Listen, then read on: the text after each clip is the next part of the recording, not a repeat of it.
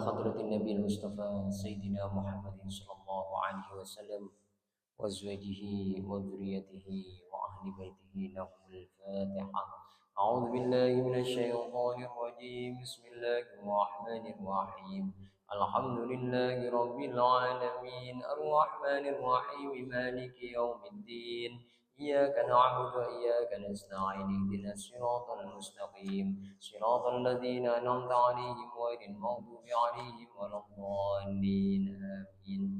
ثم لإخوانه من الأنبياء والمرسلين والأولياء والشهداء والصالحين والعلماء العاملين والمصنفين المخلصين وجميع الملائكة المقربين خصوصا الشيخ عبد القادر الجيلاني والأئمة الأربعة وأولياء الإسلام وسلم برسوله القرآن يسلم برسوله أبو حميد الغزالي وسلم الشيخ جنيد البغدادي سيد يوسف النبهاني متولي عائشة الراوي شيخ ابن عربي شيخ عبد الجليل شيخ عبد القاهر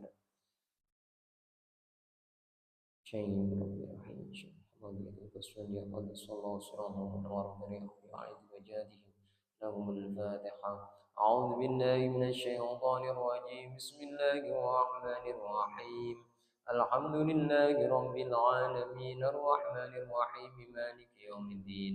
إياك نعبد وإياك نستعين اهدنا الصراط المستقيم صراط الذين أنعمت عليهم غير المغضوب عليهم ولا الضالين آمين. ونقص خصوصنا الرحيم أبو ياسر الأنبياء الفاتحة. أعوذ بالله من الشيطان الرجيم. بسم الله الرحمن الرحيم. الحمد لله رب العالمين الرحمن الرحيم مالك يوم الدين. إياك نعبد وإياك نستعين اهدنا الصراط المستقيم صراط الذين أنعمت عليهم غير المغضوب عليهم ولا الضالين آمين. Mari kita awali dengan zikir.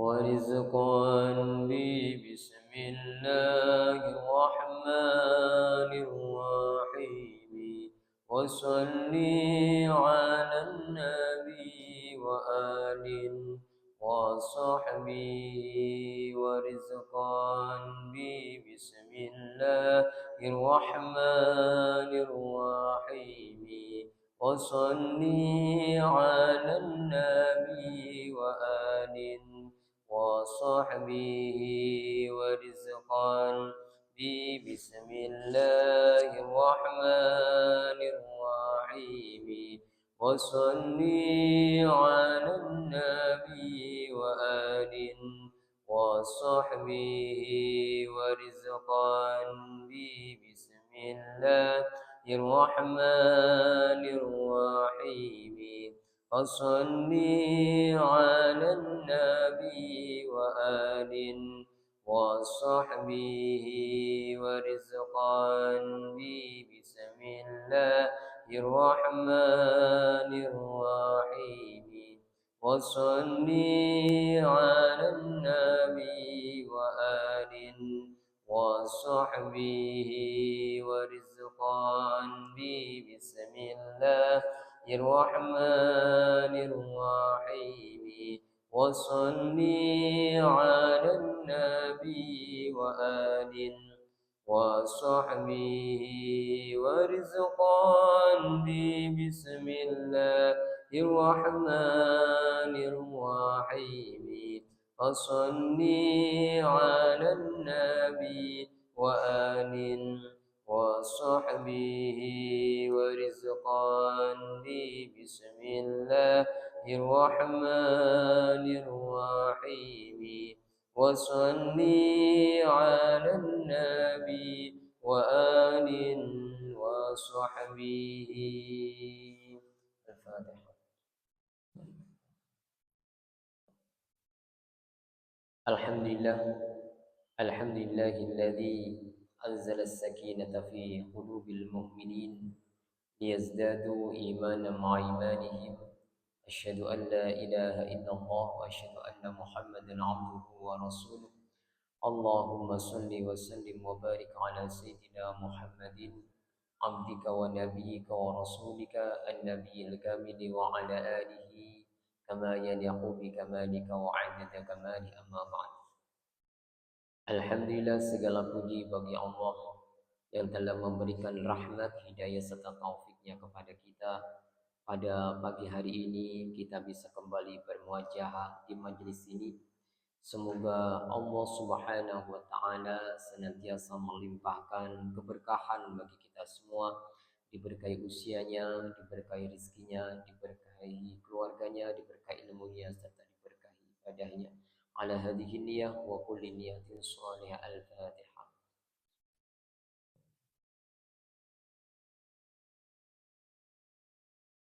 Alhamdulillah, masih dalam suasana Syawal, suasana Idul Fitri.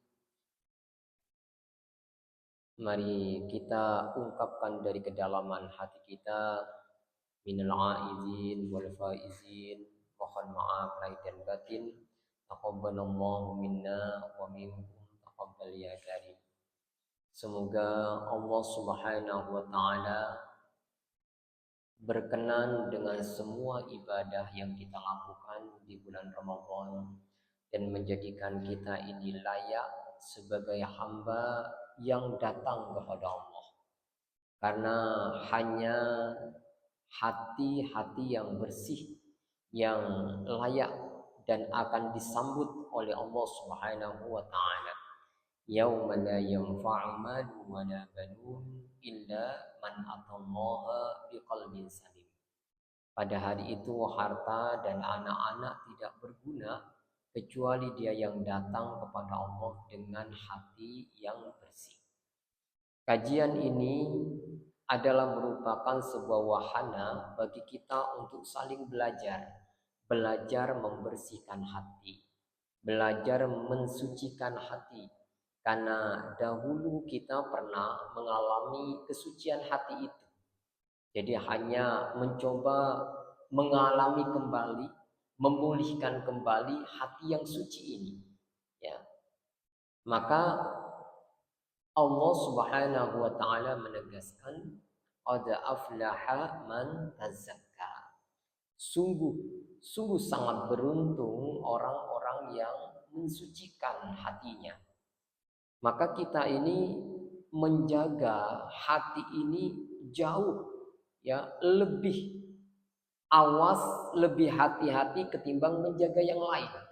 Karena kalau hati ini terjaga, insya Allah hal-hal yang lain akan dijaga oleh Allah Subhanahu wa taala. Karena memang yang menjadi nadhrah atau pandangan Allah Subhanahu wa taala adalah hati ini. Ya, hati ini. Nah, jika kita keluar rumah, kita sudah memastikan wajah kita ini tidak berpelepotan dengan kotoran, tidak ada noda yang menempel, dan kita memiliki rasa percaya diri kalau wajah kita itu kita sudah anggap cantik, sudah dianggap bersih. Yang menjadi nadhrah manusia adalah wajah lahir. Tetapi yang menjadi nadhrah atau pandangan Allah Subhanahu wa taala adalah wajah batin. Wajah batin itu apa? Wajah batin ini adalah hati.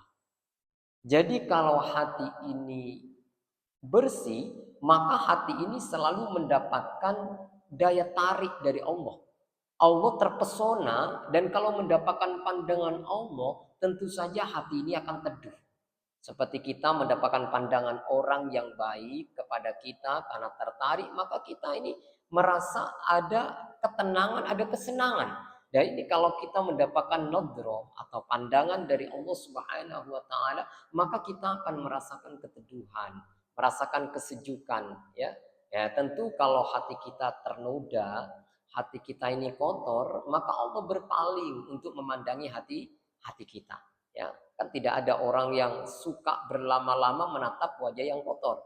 Tidak ada orang yang suka bertahan untuk memandang orang yang menjijikkan wajahnya. Ini juga Allah Subhanahu wa taala akan berlama-lama memandang wajah batin kita ketika wajah batin kita ini bersih, ya, suci. Maka di dalam seperti yang sudah saya sampaikan dalam kesempatan sebelumnya bahwa kita ini oleh Allah Subhanahu wa taala, hati ini bukan hanya sekedar eh, tempat mahal nadrohnya Allah, tetapi hati ini juga menjadi singgasana. Singgasana Allah Subhanahu wa taala. Ya. Jadi alam semesta, bumi, langit ini tidak bisa menampung Allah. Tetapi yang bisa menampung Allah itu hanya hati yang bersih, hati yang indah, hati yang lapang, itulah yang bisa menampung Allah Subhanahu wa taala. Semoga Allah Subhanahu wa taala telah menjadikan kita melalui Ramadan sebagai manusia-manusia yang mencapai qalbun salim. Manusia yang telah mengalami namanya purifikasi atau pemurnian jiwa. Ya. Kita akan lanjutkan kajian Qimi'us Sa'adah. Kita masih sampai pada halaman ke-38 di sini. Ya.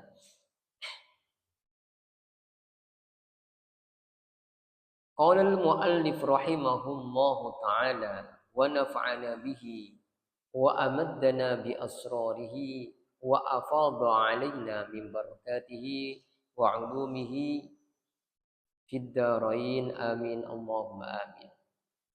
Fama khalaqahallahu ta'ala, dan tidaklah Allah menciptakan karakter-karakter itu. Ada namanya syahwat, ada ghadab yang kita sudah jelaskan sebelumnya. Karakter-karakter itu litakuna asiraha, untuk menjadikan engkau sebagai tawanannya.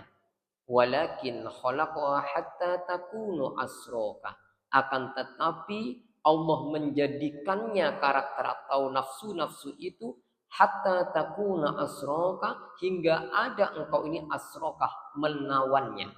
Ya, hingga dia ada menjadi tawananmu. Hatta takuna asroka, hingga nafsu-nafsu itu asroka menjadi tawananmu. Nah, kita ini semua memiliki nafsu. Ya, kita tidak bisa membunuh hawa nafsu. Kita hanya memiliki kesempatan untuk mengendalikan, mendriving hawa nafsu. Karena misalnya kalau orang tidak punya nafsu makan, sehingga karena dia tidak berhasrat makan, maka dia tidak akan bisa bertahan hidup. Jadi nafsu itu penting, ya. Nafsu itu penting untuk apa? Untuk bisa kita bertahan hidup. Yang kedua, nafsu itu penting agar manusia mengalami lestari. Bayangkan kalau orang tidak punya syahwat terhadap lawan jenis, kemudian dia hidup menyendiri, maka kehidupan ini tidak akan lestari. Ya, artinya nafsu ini tetap ada, hanya bagaimana agar kita bisa mengendalikan nafsu pada batas-batas yang telah ditetapkan oleh Allah. Jadi ada hududullah, ada batasan-batasan dari Allah Subhanahu wa taala, dan jangan sampai kita melampaui batas. Ya. Misalnya ketika orang sudah tidak ada nafsu ghadab, tidak ada nafsu syahwat, ya, tidak nafsu ghadab, istrinya diganggu oleh orang karena dia tidak punya nafsu ghadab, maka kemudian dia membiarkan saja istrinya diganggu oleh orang lain. Maka nafsu ghadab itu penting, tapi diletakkan pada posisi yang tepat. Ya, nafsu syahwat tadi, ya. Kalau orang sudah seorang laki-laki sudah tidak punya nafsu syahwat misalnya, maka dia tidak menikah, dan walaupun menikah akhirnya dia tidak bisa mengharmoniskan hubungan dalam rumah tangga. Jadi nafsu itu tetap penting, namun jangan sampai kita ditawan oleh hawa nafsu, tapi kita yang mengendalikan hawa nafsu. Maka Al-Quran tidak mengajarkan kepada kita untuk membunuh hawa nafsu. Al-Quran hanya mengajarkan kepada kita untuk mengendalikan dan mengontrol hawa nafsu. Misalnya, Di dalam Al-Quran Allah menyampaikan wa amma man khafa maqama rabbih wa nahan nafsa 'anil hawa. Fa innal jannata hiyal ma'wa. Ya, barang siapa yang takut dengan kedudukan Tuhannya lalu mencegah ya nafsu dari hawa, maka dia akan mendapatkan surga ma'wa. Mencegah, bukan kemudian membunuh hawa.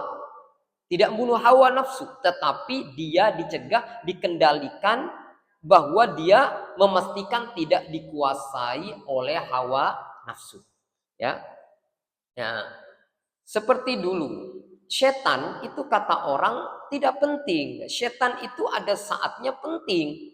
Karena artinya jangan kita mengira makhluk ada makhluk yang Allah ciptakan itu tidak penting untuk diciptakan oleh Allah. Bukan hanya setan, bahkan zubab seperti halnya lalat itu penting. Penting sampai kemudian Allah tidak malu memberikan permisalan tentang lalat di dalam Al-Quran. Saking pentingnya itu. Ya, jadi tidak ada yang sia-sia dari apa yang Allah ciptakan untuk kita. Misalnya begini, kita dengan nafsu ini berjarak dengan Allah. Nafsu itu kan membuat kita berjarak dengan Allah. Lah, jarak itu kemudian men-trigger atau memicu terjadinya perjalanan. Kalau tidak ada jarak, tidak ada perjalanan. Benar nggak ya? Kalau tidak ada jarak, tidak ada perjalanan. Nah, tetapi orang itu akan betul-betul merasakan kepuasan sampai pada tujuan ketika dia berjalan. Ya, kalau dia tiba-tiba nyampe gitu, ya nggak ada rasanya apa-apa. Karena sesungguhnya kebahagiaan atau limpahan kebahagiaan bergantung tingkat kelelahan kita. Ya kan? Tingkat kelelahan kita. Makanya as-saub ala qadri ta'ab, bahwa pahala bergantung pada kadar kepayahan. Ya. Jadi kalau nggak ada musuh, kita ini santai-santai saja, ya kita tidak ada sesuatu yang dibanggakan oleh kita. Ya, justru ada orang yang tidak kita sukai, dia menguji kita, itu sebenarnya untuk melipat gandakan kebahagiaan bagi kita. Nah, itu tadi setan. Setan itu suatu saat Nabi Daud itu meminta kepada Allah agar membelenggu setan. Karena setan ini telah banyak mengganggu ibadah manusia. Maka kemudian Allah melaksanakan atau melakukan apa yang diminta oleh Nabi Daud. Setan dibelenggu. Dia tidak lagi punya ruang menggoda manusia. Maka apa yang terjadi? Ternyata kemudian pasar itu menjadi sepi. Jalan-jalan itu sepi sama sekali. Akhirnya tidak ada orang di jalan itu. Kehidupan itu seperti mati. Ya ini. Jadi ketika setan sudah tidak ada, kehidupan seperti mati. Jadi justru ada setan itu kehidupan menjadi dinamis. Ya kadang kita kan tidak ingin ada orang yang melawan kita. Semua harus harmonis dengan kita kan? Kan kita kan menginginkan gitu. Tetapi justru kalau nggak ada yang melawan, yang tidak ada antagonis, hidup ini tidak tidak jalan, justru mati. Ya, justru mati. Itu akhirnya Daud itu merenung loh. Ini kok hidup ini sepi jadinya. Ya Allah, kalau begitu udah setan diaktifkan lagi.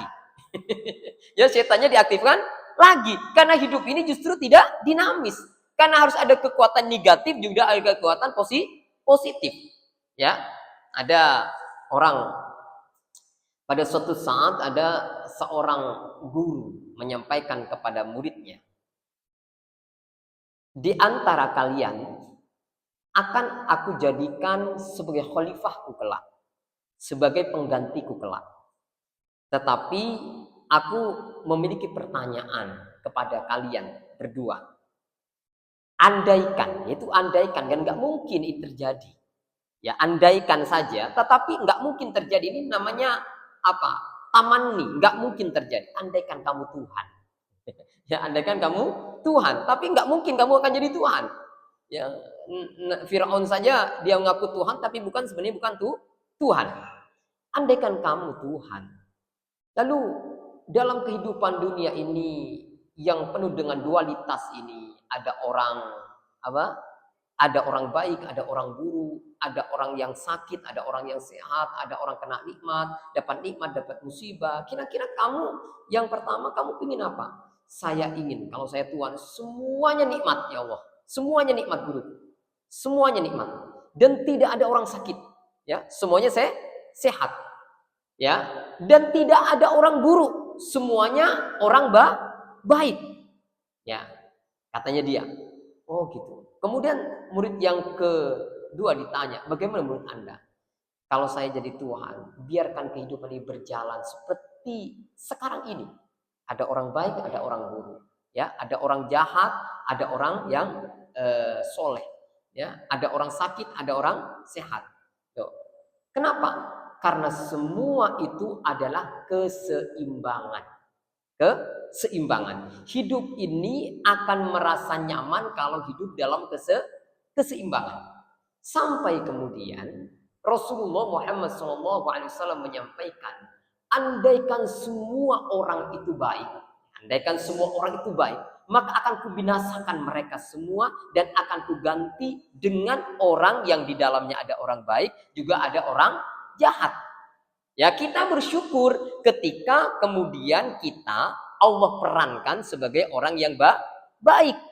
Dan jangan pernah jangan pernah ponga, jangan pernah sombong karena kita baik. Karena sesungguhnya kita jadi baik karena Allah memerankan kita menjadi orang baik. Bisa saja suatu saat Allah memerankan kita menjadi orang yang antagonis, orang yang jahat. Kan kita tidak pernah tahu.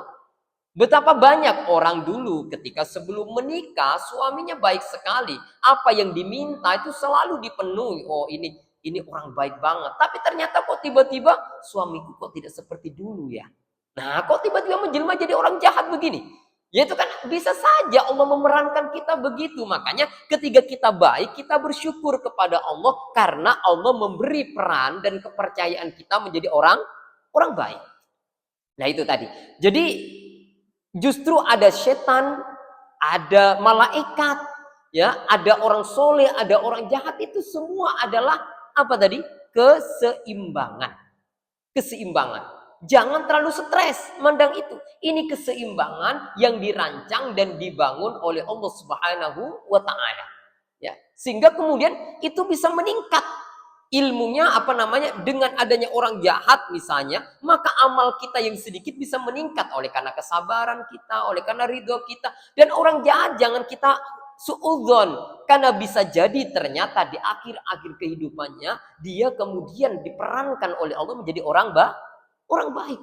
Ya, seperti misalnya ada orang disebutkan dalam kitab Sahih Bukhari itu, ada orang yang sudah membunuh 99 orang, ya kan? Ya, pembunuh sadis membunuh 99 orang. Lalu kemudian datang kepada rahib, wahai rahib, saya ini sudah membunuh 99 orang. Mungkinkah Tuhan masih memberikan peluang kepadaku untuk bertobat kepadanya? Rasanya nggak mungkin Tuhan akan menerima taubatmu, kata rahib. Maka genaplah kemudian rahib dibunuh juga menjadi 100 orang. Lalu dia datang kepada ulama, wahai Syekh, saya ini telah membunuh 100 orang.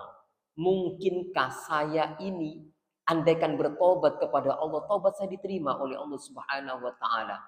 Allah Ghafur Rahim. Allah Maha Pengampun lagi Maha Kasih Sayang. Allah Maha Dermawan. Selagi kau bersungguh-sungguh bertobat kepada Allah, maka engkau akan diterima taubatnya.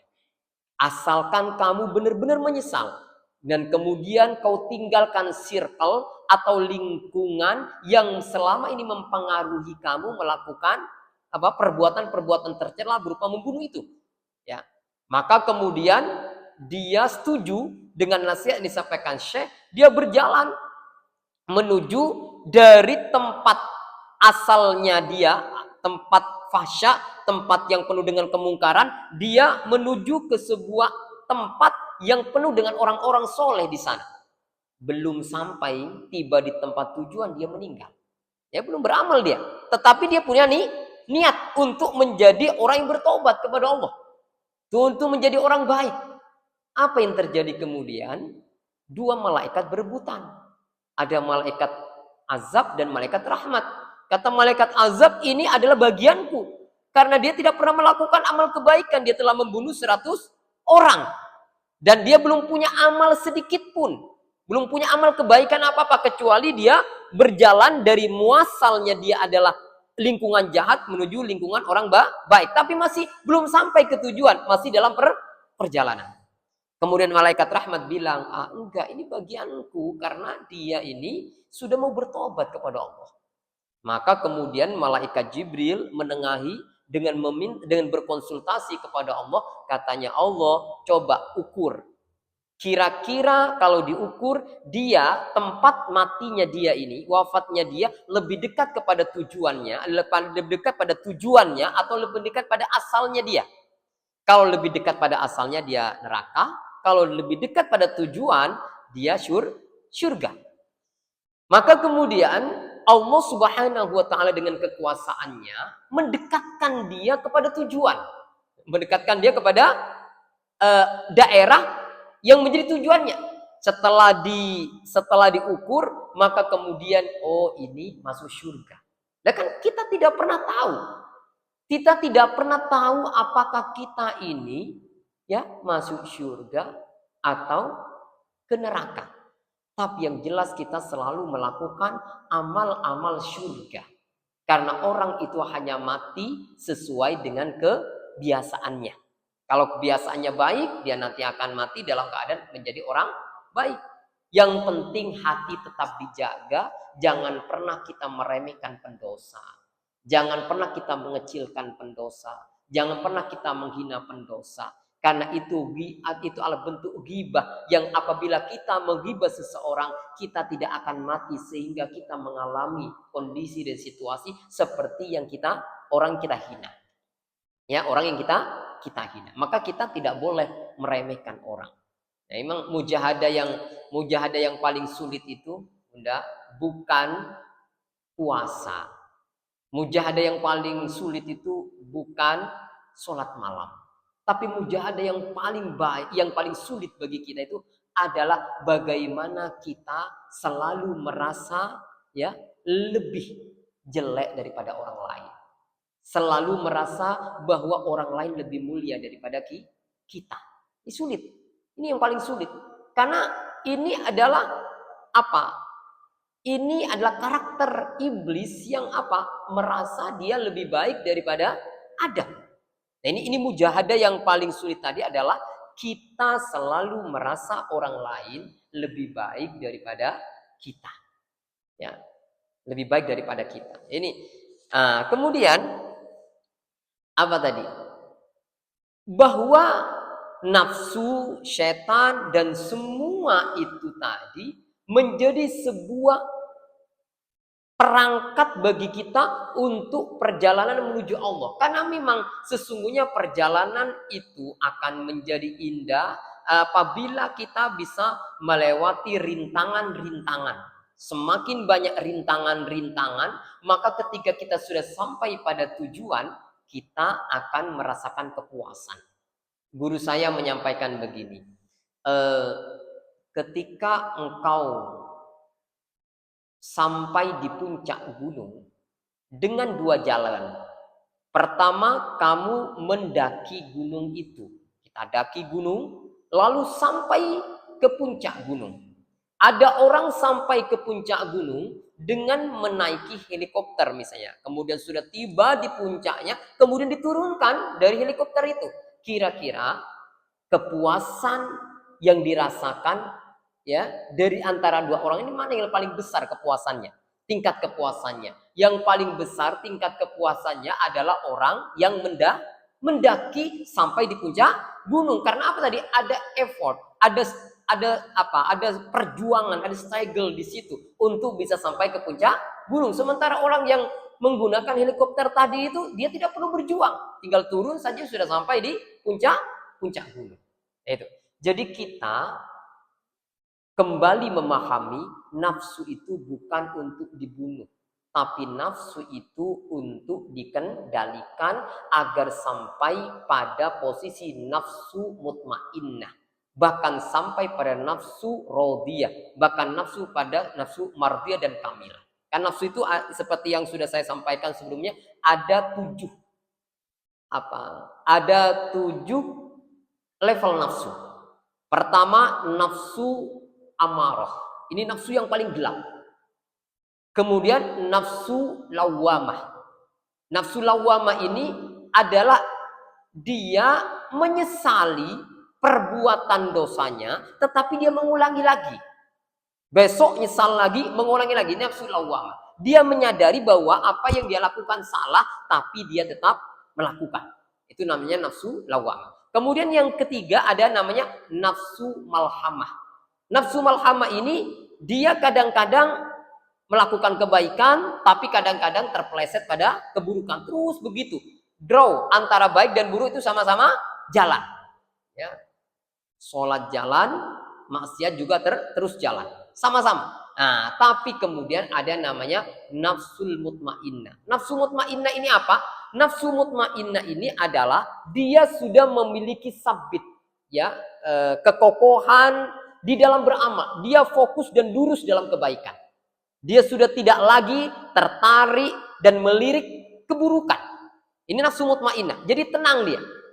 Ya, seperti dulu ya, kalau orang itu belum menikah, lirik sana, lirik sini, lirik kemana-mana gitu ya. Tapi kalau sudah menikah, dia seharusnya mencapai mutmainnah. Kok ada orang menikah kok melirak-lirik, berarti belum mendapatkan namanya mutmainnah. Mutmainnah itu dia sudah tenang. Ya, sudah tenang. Sabit. Kemudian setelah itu ada namanya nafsu radiyah. Nafsu radiyah itu apa? Dia ridho dengan ketetapan Allah. Ini nafsu yang lebih tinggi daripada nafsu mutmainnah. Kalau nafsu mutmainnah ini lebih terkait pada hukum takwin atau tasyri', yakni perintah dan larangan. Dia menjalankan perintah, menjauhi larangan. Terus dia kokoh di situ, itu namanya mendapatkan nafsu mutmainnah. Dia tidak pernah tergoyahkan, tidak pernah tergoda untuk melakukan maksiat. Ya. Nah, nafsu radiyah ini lebih terkait dengan namanya apa? Dengan takdir. Diberi sakit, ridho kepada Allah. Diberi musibah, dia ridho kepada Allah. Itu nafsu yang lebih tinggi daripada nafsu mutmainnah. Dia tidak pernah resisten, dia tidak pernah menolak apapun yang telah Allah tetapkan kepadanya. Nah, nafsu yang ke berapa? Nafsu yang keempat, ya. Nah, kelima itu nafsu mardiyah. Mardiyah itu apa? Nafsu yang dia ini diridhoi oleh Allah. Sehingga semua jalannya itu diridhoi oleh Allah Subhanahu wa taala. Kalau awalnya dia berjuang mendapatkan ridho Allah, maka yang kedua ini semua amalnya diridhoi oleh Allah Subhanahu wa taala. Ini nafsu mardiyah. Sehingga dia tidak pernah berselisih dengan Allah. Hidupnya itu selalu sejalan, ya, selaras dengan Allah Subhanahu wa taala. Bukti dia selaras dengan Allah, dia selalu dalam keadaan ridho. Ya, dalam keadaan ridho. Kemudian yang terakhir ada namanya nafsu kamilah. Nafsu kamilah itu nafsu yang sempurna. Sempurna. Jadi sempurna itu apa? Memandang semua apa yang terjadi, semua apa yang mengalir dalam kehidupan kita ini adalah sempurna dari Allah Subhanahu wa taala. Tidak ada yang celah, tidak ada cacat sedikit pun yang dia lihat. Makanya kalau kita seringkali melihat cacat sesuatu, ada yang kurang dari sesuatu, bukan sesuatu itu yang kurang, tapi kita sebenarnya yang masih kurang. Ya, kalau orang itu sudah ma'rifat kepada Allah, maka dia selalu memandang semuanya telah sempurna. Semuanya telah sempurna. Ya. Ya, kalau sudah sempurna kita puas. Kan kalau kita anggap sempurna kan puas. Kalau kita kurang ya nggak puas. Merasa kurang ini kayaknya. Ini nggak puas kita. Tapi kalau kita melihat ini semua sempurna karena didesain, dirancang, diramu oleh yang maha sempurna, maka semuanya sempurna. Ya, semuanya sempurna. Ya, biasanya yang sering kali bisa melihat ketidaksempurnaan kan pikiran kita, ego kita, kepentingan kita, nafsu kita. Itu yang selalu sulit untuk melihat kesempurnaan. Nah, kemudian berikutnya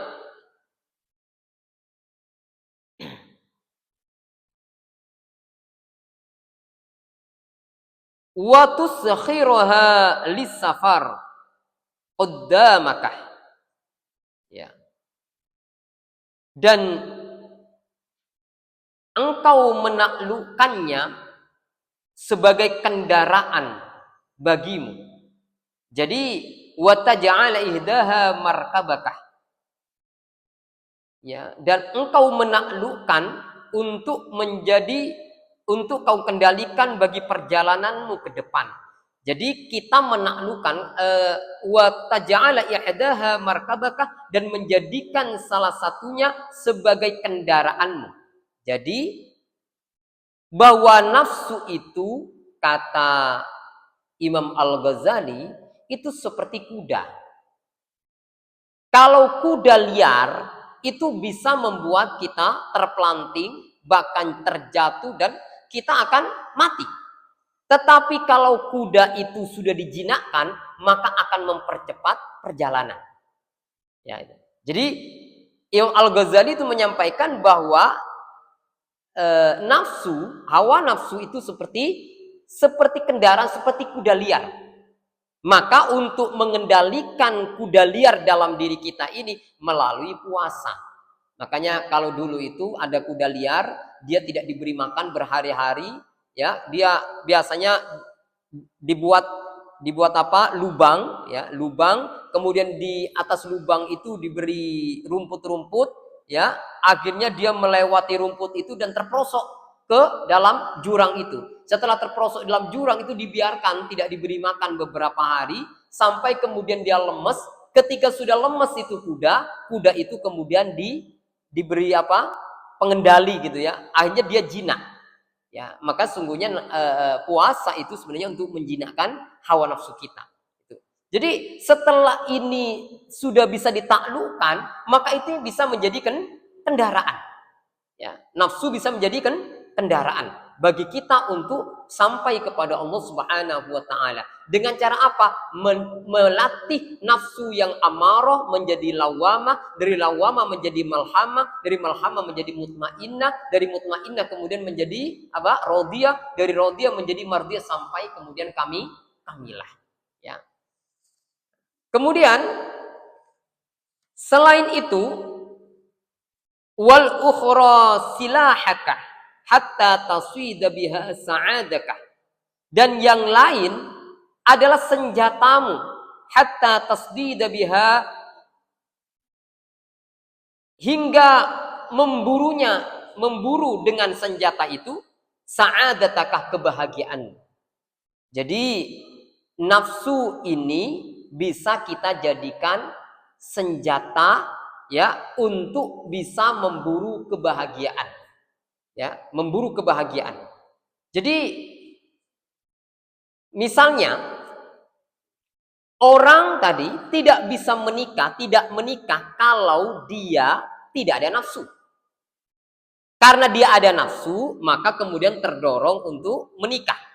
Dan pernikahan itu menjadi sebuah wahana bagi kita untuk mencapai sempurna. Mencapai sempurna. Kalau Allah sudah sempurna dengan ketunggalannya, tetapi manusia sempurna dengan kemenduaannya. Maksudnya menduaan itu karena ada pasangannya ini. Kalau tidak bertemu dengan pasangan, dia tidak sempurna. Karena laki-laki itu jalal, sementara perempuan itu adalah jamal. Jamal itu indah, jalal itu perkasa. Ketika jalal dan jamal ini sudah berpadu, maka kemudian akan menjelma menjadi kamal. Kamal ini sempurna. Jadi justru kesempurnaan itu didapatkan ketika bertemu dengan pasangan. Tetapi orang yang tidak ada nafsu sama sekali, yang nggak mau menikah, ya, nggak mau menikah, sehingga dia tidak menemukan namanya kesempurnaan. Nah, ini artinya bahwa nafsu yang terkendali bisa menjadi senjata bagi kita untuk bisa memburu kebahagiaan. Ya, memburu kebahagiaan. Ya, jadi suatu saat Rasulullah menyampaikan ada orang yang apabila dia nafsu diarahkan kepada keburukan, dia berdosa. Tapi ketika diarahkan kepada kebaikan, dia mendapatkan pahala. Seperti halnya orang mengarahkan keburukan, mengarahkan nafsu kepada yang buruk dengan berzina, maka dia mendapatkan dosa. Tetapi mengarahkan nafsu melalui pernikahan dengan hubungan suami istri, maka itu berpahala. Ya. Jadi apa? Selama itu masih berada dalam koridor agama, maka itu akan melahirkan namanya pahala, ya. Melahirkan pahala dari Allah Subhanahu wa taala. Kemudian yang berikutnya,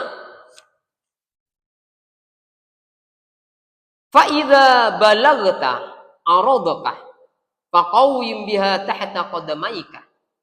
Apabila engkau telah sampai kepada tujuan, faqawim biha tahta qadamaika, maka kemudian berdirilah kamu di bawah, ya, di bawah telapak kakimu, dan warji ila makani sa'adatika, dan kembalilah atau pergilah kepada tempat kebahagiaanmu.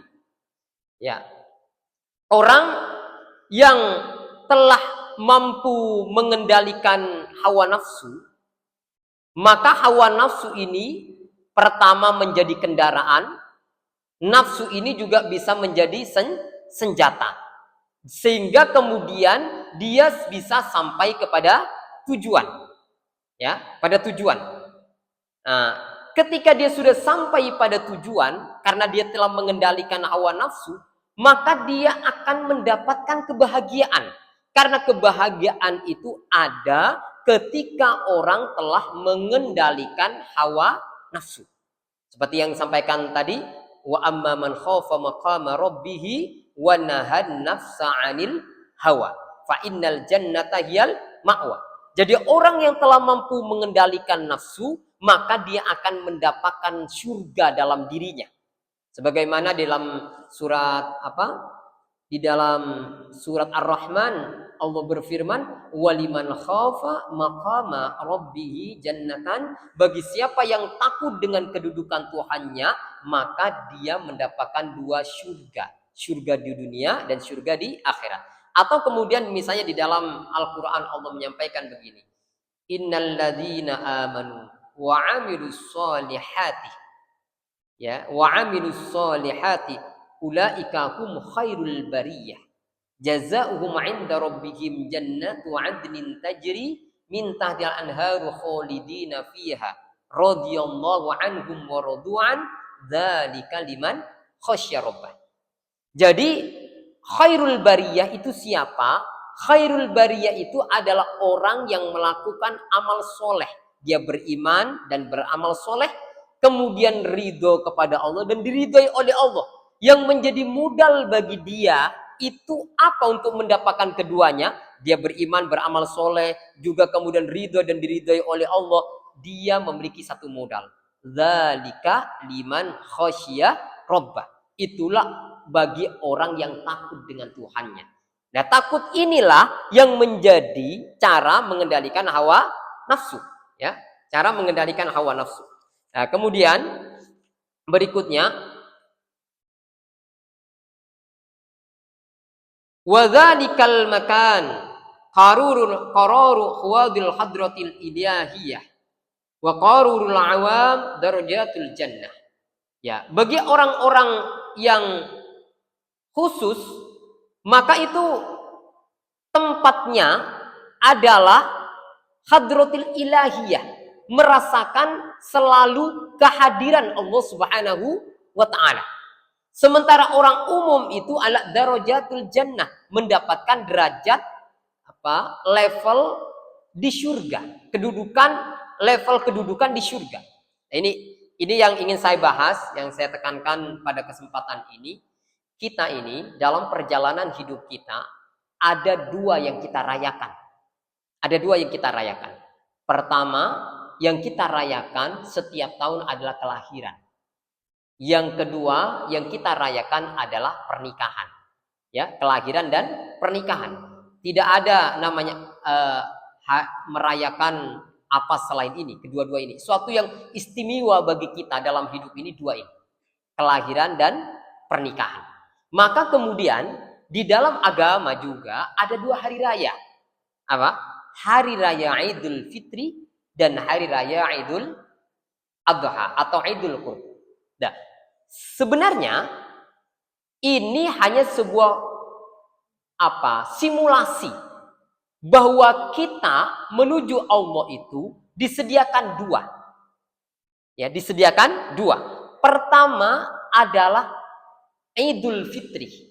Orang akan apabila dia sudah Idul Fitri kembali suci, dia kembali merasakan surga. Kembali merasakan surga. Ya, kalau sudah orang itu suci hatinya, suci dari sombong, dari dengki, dari riya, maka dia akan merasakan surga.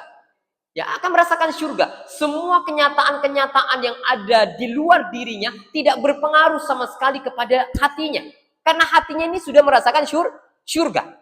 Yang penting selalu kita awasi hati kita, apakah hati kita ini sudah terbebas dari 3 hal. Apa tadi? Sombong, dengki, dan riya. Ya, sombong merasa lebih baik, merasa lebih mulia, ya, merasa lebih keren, merasa lebih hebat daripada orang lain. Kemudian yang kedua dengki. Dengki susah melihat orang lain senang, senang melihat orang lain susah, itu dengki. Ya. Kemudian yang terakhir adalah riya. Riya itu apa? Pamer, ingin dipuji, flexing dan semacamnya, itu adalah bentuk riya. Kalau kita itu nggak ada 3-tiganya ini dalam hati kita, insya Allah kita akan merasakan surga. Ya, akan merasakan surga dalam hidup ini. Sombong ini selalu saya ulang-ulang, kita ini memiliki 3 status di hadapan Allah. Pertama, status kita sebagai hamba. Kedua, status kita sebagai khalifah. Dan ketiga, status kita sebagai kekasih. Ya, ini 3 status ini. Ketika Allah mendeklarasikan dirinya, qul a'udzu birabbin nas, malikin nas, ilahin nas. Rob, Malik, dan Ilah. Rob itu adalah Tuhan yang menciptakan dan memelihara kehidupan kita. Kemudian Malik itu adalah dia yang menguasai dan mengatur kehidupan kita. Ilah itu adalah dia yang mencintai kita dan menjadi tujuan dalam hidup kita. Nah, dalam posisi Allah sebagai Rabb, maka kita ini adalah abdul, hamba. Hamba itu tidak memiliki apa-apa. Semua apa yang ada pada dirinya itu adalah milik penciptanya. Buktinya apa? Buktinya dia tidak bisa mempertahankan walaupun sehelai saja dari apa yang nempel pada dirinya. Ya, itu hamba. Hamba tidak memiliki apa-apa. Semua adalah milik tuannya. Seperti budak. Ayas itu suatu saat menanam pohon, kemudian menyiram, memupuknya, sampai kemudian pohon itu berbuah. Setelah pohon itu berbuah, dipeti oleh Ayas, diserahkan kepada majikannya. Lalu temannya Ayas menegur, wahai Ayas, kenapa engkau menyerahkan buah yang engkau tanam, yang engkau pupuk, yang rawat, itu kepada majikanmu? Bukankah itu kamu semua yang melakukannya? Katanya Ayas, ketahuilah bahwa tanah di mana aku menanam pohon itu milik tuanku. Ya, bibit yang kutanam juga milik tuanku. Ya, pupuk yang kujadikan untuk memupuk dan menyuburkan pohon itu juga milik tuanku. Bukan hanya itu, diriku ini milik tuanku. Diriku ini juga milik tuanku. Maka apa yang menjadi milikku? Tidak ada yang bisa kuklaim sebagai milikku. Orang sombong itu karena merasa memiliki. Padahal tidak ada satupun dari diri kita yang kita pertahankan. Apa yang bisa kita pertahankan? Apa yang kita banggakan? Harta. Berapa lama kita akan menggenggam harta itu? Kecantikan. Berapa lama kita bisa mempertahankan kecantikan? Dulu saat muda, orang-orang tertarik. Lalu kalau sudah menua, sudah keriput, yang kata guru saya antara tertawa dan nangis itu udah nggak bisa dibedakan. Ya, siapa yang tertarik itu nggak bisa dipertahankan. Nah, ini bukan milik kita. Kalau milik kita, tentu saja kita bisa mempertahankan. Dan kita ini lahir, kata seorang syekh, kita ini keluar dari dua alat kotoran.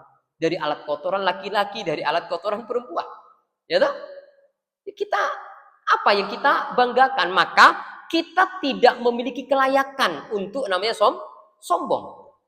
Maka hidup kita selalu tawadhu, merasa dan memandang orang lain itu lebih baik daripada kita. Selalu begitu. Jangan pernah merasa suci. Fala tuzakku anfusakum wa'alamu bimanittaqa. Jangan kau merasa suci karena Allah yang Maha tahu siapa di antara kalian yang paling bertakwa kepada Allah. Ya. Kemudian yang kedua, apa? Ketika Allah Malik, ketika Allah itu adalah penguasa dan pengatur kehidupan, maka kita ini adalah khalifah. Khalifah itu apa tugasnya? Tugasnya khalifah sebagaimana Rasulullah, wa ma arsalnaka illa rahmatan lil alamin. Tidak kami utus engkau Muhammad kecuali menebarkan rahmat. Jadi expanding rahmah. Kita menebarkan rahmat. Jadi tugas kita sebenarnya adalah meluaskan rahmat ini. Ya, meluaskan cinta, berbagi. Jadi kalau kita bertemu dengan orang itu, yang kita pikirkan apa yang bisa kita berikan, bukan apa yang bisa kita dapatkan. Karena kalau kita berpikir mendapatkan sesuatu dari orang, itu belum dapat, kita sudah menderita duluan. Apalagi yang didapatkan kurang dari apa yang kita ekspektasikan. Apalagi tidak mendapatkan apa-apa dari dia. Kita kecewa. Jadi ketemu orang itu fokus kita bukan mendapatkan. Ya, tetapi giving, memberi kepada orang. Nah, kalau memberi itu berlimpah. Berlimpah pasti Allah akan semakin memperbesar kapasitas kita karena dia dijadikan oleh Allah sebagai saluran. Kalau dia ingin menyalurkan kepada yang lebih besar, maka dia akan diperbesar kapasitasnya oleh Allah. Kemarin saya punya teman saya ini rumahnya kebakaran. Jadi tempat dia konveksi itu kebakaran. Ya ada seragam, baju seragam itu senilai 25 juta, mungkin juga alat obras, alat jahit itu juga kena bakar semua, besar. Kemudian telepon pada teman saya yang lain. Ini saya rumah saya kebakaran, ya doakan saja semoga saya dapat rezeki. Temannya ini benar-benar tulus. Kalau dia punya uang, nanti akan memberi, akan memberi. Ternyata ada temannya telepon, saya mau ngirim uang sama kamu, dari mana? Untuk apa? Ya udah, saya berikan kepada kamu, dibuat apa saja, terserah kamu. Akhirnya kemudian uangnya ini diserahkan kepada teman yang kena musibah tadi itu. Ya, inilah artinya kalau kita ini memiliki tekad untuk memberi, pasti ada jalan dari Allah untuk bisa memberi. Tapi jangan kita menipu Allah. Ya Allah, saya ingin memberi seseorang itu, saya akan memberi 50 juta ya Allah. Ya, akhirnya diberi oleh Allah. Ternyata enggak, itu hanya nipu aja. Gitu kan ya, nipu-nipu Allah gitu. Jadi kalau kita semangatnya memberi, pasti akan dilimpahin oleh Allah. Ya, nah, seorang khalifah itu tidak boleh dengki. Wong apa yang ada pada dirinya itu ingin diberikan kepada orang lain. Kalau orang dengki itu apa? Apa yang ada di tangan orang lain tidak boleh. Kebahagiaan tidak boleh ada di tangan orang lain. Kebahagiaan itu harus terkonsentrasi kepada diri kita. Itu namanya orang dengki. Ya, orang dengki itu sebakhil-bakhilnya manusia. Kenapa? Kalau orang bakhil itu tidak mau apa yang ada di tangannya diberikan kepada orang lain. Tetapi orang dengki itu tidak mau apa yang ada di tangan Allah itu diberikan kepada orang lain. Ya, kan kadang-kadang ada kan, dia loh dapat bantuan, dia diberi 10 juta, kok saya hanya 3 juta ya. Nah, dengki kepada yang dapat 10 juta. Itu bukan dari dirinya, dari orang lain. Gitu ya. Ini jadi kita hilangkan kedengkian ini. Karena kalau kita masih dengki, kita belum benar-benar menjadi khalifah. Padahal Allah menciptakan kita sebagai apa? Sebagai khalifah. Inni ja'ilun fil ardi khalifah. Ya. Udah, kebahagiaan itu bukan terletak dari apa yang kita dapatkan, tapi kebahagiaan itu terletak dari seberapa banyak yang kita berikan. Ya. Coba bisa membantu orang yang benar-benar butuh, ya, dan dia senang, itu kadang lebih lezat daripada sholat malam. Lebih lezat daripada sholat malam. Ya, orang punya masalah, punya kesulitan, lalu kemudian kita bisa membantu dia, itu rasa bahagianya itu bisa berhari-hari di sini. Nah, kenapa? Karena bisa membantu orang lain. Sebenarnya bukan begitu. Kita ini menanam kebahagiaan di hati orang lain, kata guru saya, tapi tumbuh di dalam hati kita.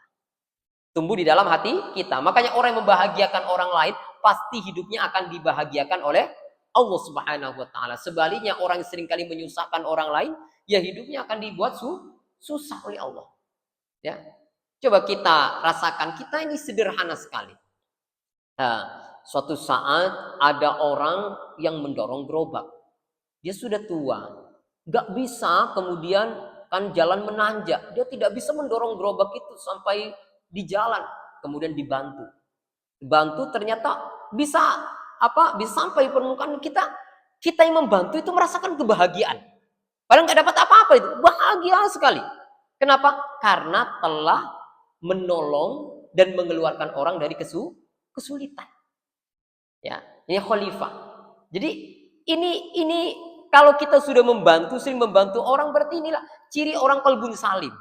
Ya, kalau kita masih berpikir meminta, mendapatkan, ya kita masih belum qalbun salim. Dan ini kata Gus Dur ini kanak-kanak masih. Kanak-kanak itu kan bahagianya ketika mendapatkan. Tapi kalau orang dewasa itu bahagianya ketika bisa memberi. Bahkan sedih kalau belum bisa memberi kepada anak-anak kita. Anak-anak yang lain bisa sekolah ke sana, anak saya kok belum bisa sekolah, ini sedih dia. Ya, sedih. Nah, itu. Kemudian berikutnya adalah apa? Ilah. Ilah itu Allah kekasih. Maka kita ini ahibah, kecintaan Allah Subhanahu wa taala. Seorang pencinta itu fokus kepada yang dicintai. Pencinta fokus kepada yang dicintai, tidak akan pernah berpaling kepada yang lain. Ya, kalau dia mencintai Allah, maka dia fokus pada pandangan Allah. Tidak peduli dengan pandangan selain Allah. Jadi kalau kita sering sakit hati dengan pandangan orang lain, mungkin saja fokus kita tidak kepada Allah. Ya toh? Kita masih sering kali memperhatikan, bahkan merenungkan, bahkan memikirkan penilaian orang lain. Padahal orang yang menilai itu hanya sambil lalu saja. Setelah menilai sudah selesai, lupa dengan apa yang dikatakan. Tapi kita masih ingat berhari-hari. Ya, ingat berhari-hari gitu. Jadi kita pandangan Allah saja yang kita lihat. Ya berarti ini suatu saat kan saya pernah cerita di sini tentang Rabi'ah al-Adawiyah. Ada Hasan al-Basri. Hasan al-Basri ini sangat cinta kepada Rabi'ah al-Adawiyah. Ya, dia ingin menikahi Rabi'ah al-Adawiyah yang dia jomblo, ya dia nggak menikah. Wahai Rabi'ah, saya sangat mencintaimu. Saya ingin menikahimu dengan segala kata-kata bombastis, ya, yang merayu Rabi'ah al-Adawiyah agar takluk di hadapan sang ulama ini. Tahukah kamu di belakangmu itu ada saudaraku? Ada saudariku, kata dia. Kemudian dia berpaling, ya, membalikkan badan. Ternyata tidak ada apa-apa di situ. Katanya Rabi'ah al-Adawiyah, cintamu palsu. Katanya Rabi'ah al-Adawiyah, cintamu palsu. Kalau kamu benar-benar mencintaiku, tentu saja kau tidak berpaling dariku. Tapi nyatanya kamu masih berpaling dariku. Nah, demikian juga kalau kita cinta kepada Allah, kita hanya menghadap kepada Allah. Allah tujuan kita. Orang lain mencaci maki kita, sebenarnya itu ujian bagi kita. Apakah kita benar-benar hanya tertuju pada ibtighaillah, mencari wajah Allah, atau mencari wajah makhluk? Jadi kalau kita sering sakit hati selama ini, boleh jadi kita selama ini masih sering kali mencari wajah makhluk ketimbang wajahnya Allah. Ya, ini ya. Ini penting. Jadi ini kalau sudah tidak ada riya, tidak ada pamer, tidak ada ingin dinilai baik oleh orang, itu insya Allah hati kita sudah tenang. Ya, ini kita sakitnya kita ini kebanyakan bukan sakit fisik, ya, tetapi kebanyakan lebih pada psikologis, lebih pada hati yang kemudian merambat menjadi sakit fisik yang disebut dengan psikosomatis itu. Psikosomatis itu kan dari penyakit jiwa, dari penyakit hati menuju penyakit fisik, ya. Itu. Jadi kita perbaiki nih, jangan sampai kita fokus pada pandangan siapa? Pandangan makhluk, tapi pandangan Allah. Dan ketika kita melayani manusia, kita selalu merasa itu melayani Allah. Sehingga misalnya manusia itu tidak berterima kasih kepada kita, kita tidak merasa sakit hati. Kenapa? Karena saya melayani Allah. Dan Allah menyampaikan hal jazaul ihsan illal ihsan. Ya, bahwa setiap kebaikan itu pasti berbalas kebaikan. Dan balasannya itu dari Allah. Jangan minta balasan manusia. Ya, karena kan selama ini kenapa yang paling sering menyakiti kita ini orang-orang dekat kita. Yang paling menyakiti kita adalah orang-orang dekat. Ya karena kita ini paling baik kepada orang dekat. Dan orang dekat itu tidak pernah baik sama kita. Dianggap tidak baik sama kita. Atau hanya ketidakbaikan sedikit saja dianggap ketidakbaikan yang sangat banyak. Ya kan kita begitu. Jadi kalau nikmat yang banyak dianggap sedikit. Kalau musibah yang sedikit dianggap banyak. Nah, kalau Allah kan tidak. Allah itu yang sedikit dianggap banyak, ya. Dan dari dirinya yang dianggap banyak itu kita dianggapnya sedikit. Kalau dari orang lain itu yang sedikit dianggap banyak. Kalau dari dirinya meskipun banyak dianggap sedikit. Gitu. Jadi ini apabila orang ini sudah lepas dari 3 penyakit ini, apa tadi? Sombong, dengki, iri, dan ria ini sudah lenyap, maka dia akan hatinya itu menjelma jadi surga. Makanya kan coba kita baca di surat apa? Di surat Toha. Ya, surat Toha itu surat 20.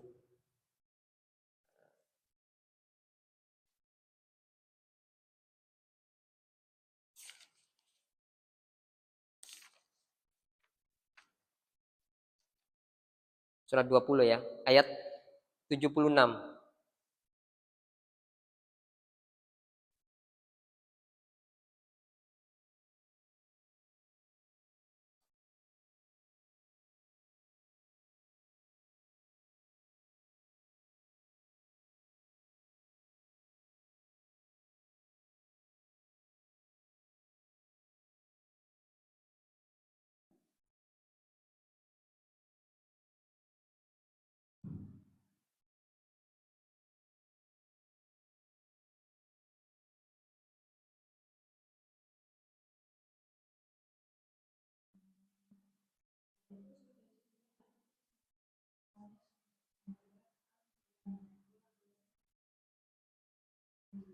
Iya. Jadi orang yang sudah mensucikan hati maka dibalas dengan surga. Surga di sini bukan hanya surga di akhirat, tapi juga surga di dunia. Apa? Perasaan damai, perasaan bahagia dalam hatinya. Jadi kalau kita ini sering sakit, gelisah, resah, maka yang perlu kita koreksi 3 penyakit ini. Mungkin hati kita masih terhinggap sombong, atau dengki, atau ria. Ini perlu kita koreksi terus. Setiap hari kita jangan pernah jangan menilai tentang sombongnya orang lain, riaknya, dengkinya orang lain, riaknya orang lain. Enggak usah. Bahkan ketika kita ini menjudgment atau menghakimi bahwa orang itu sombong, bisa jadi karena sebenarnya kita ini adalah sombong karena orang lain itu cerminan kita. Cerminan orang yang kita pandang. Maksudnya persepsi kita tentang orang lain itu sebenarnya menunjukkan tentang diri kita. Kalau kita mempersepsi orang lain itu sombong, sebenarnya dalam diri kita juga ada bibit kesombongan. Ya, jadi kita koreksi terus 3 hal ini. Kalau 3 hal ini selalu kita koreksi setiap hari, insya Allah hati kita surga. Ya selama ini kan orang berpikir kebahagiaan itu di luar, tidak, kebahagiaan itu di dalam diri kita sendiri. Dalam diri kita sendiri. Nah, inilah yang Allah Subhanahu wa taala sajikan di bulan Ramadan. Bagaimana kita mencapai purifikasi, mencapai pemurnian jiwa sehingga kita kembali mencapai fitrah. Kalau sudah mencapai fitrah atau suci, maka dia bisa mengaktifasi kembali, memulihkan kembali surga di dalam dirinya. Ya. Memulihkan surga di dalam dirinya. Makanya kan surga itu sekali lagi, surga itu tidak hanya di akhirat. Ya, itu ekstranya kita dapatkan di dunia. Nah, kemudian yang kedua, tadi kan ini yang di sini disampaikan bahwa yang diinginkan bukan hanya wadzalikal makan qarru wasil hadratil ilahiyah. Jadi ini adalah tempat menetap bagi orang-orang khuwas, yakni hadratul ilahiyah, memandang Allah. Kehadiran Allah, merasakan Allah itu hadir. Nah, ini seperti perjumpaan. Perjumpaan dengan kekasih kita yang sejati. Jadi apa? Mencapai qurb, mencapai dekat dengan Allah Subhanahu wa taala. Nah, maka tadi itu, hari raya itu kan ada dua tadi. Hari raya Idul Fitri ini tanda bahwa kita sudah bersih dari 3 penyakit hati, yakni sombong, dengki, dan riya. Maka itu kita sudah mengalami Idul Fitri. Bukan hanya merayakan Idul Fitri. Karena kalau merayakan Idul Fitri, orang nggak berpuasa bisa merayakan. Tapi kalau mengalami Idul Fitri, tidak semua orang bisa mengalami. Hanya orang yang bebas dari tadi apa? Sombong, dengki, dan riya itulah yang akan mengalami namanya Idul Fitri. Nah, kemudian yang kedua tadi, setelah dia mencapai kelahiran, maka setelah itu dia mencapai pernikahan. Ya, pernikahan itu apa? Pernikahan itu adalah pertemuan kita dengan kekasih sejati. Siapa kekasih sejati kita? Kekasih sejati kita adalah Allah Subhanahu wa taala. Allah Subhanahu wa taala. Makanya kan Allah selalu menyampaikan manusia ini semuanya adalah muannas, perempuan. Ya, kalau kita dalam Al-Qur'an misalnya nafs itu bermakna perempuan. Di dalam surat An-Nisa misalnya, ya ayyuhan nasu ubudu rabbakumul ladzi khalaqakum min nafsin wahidah.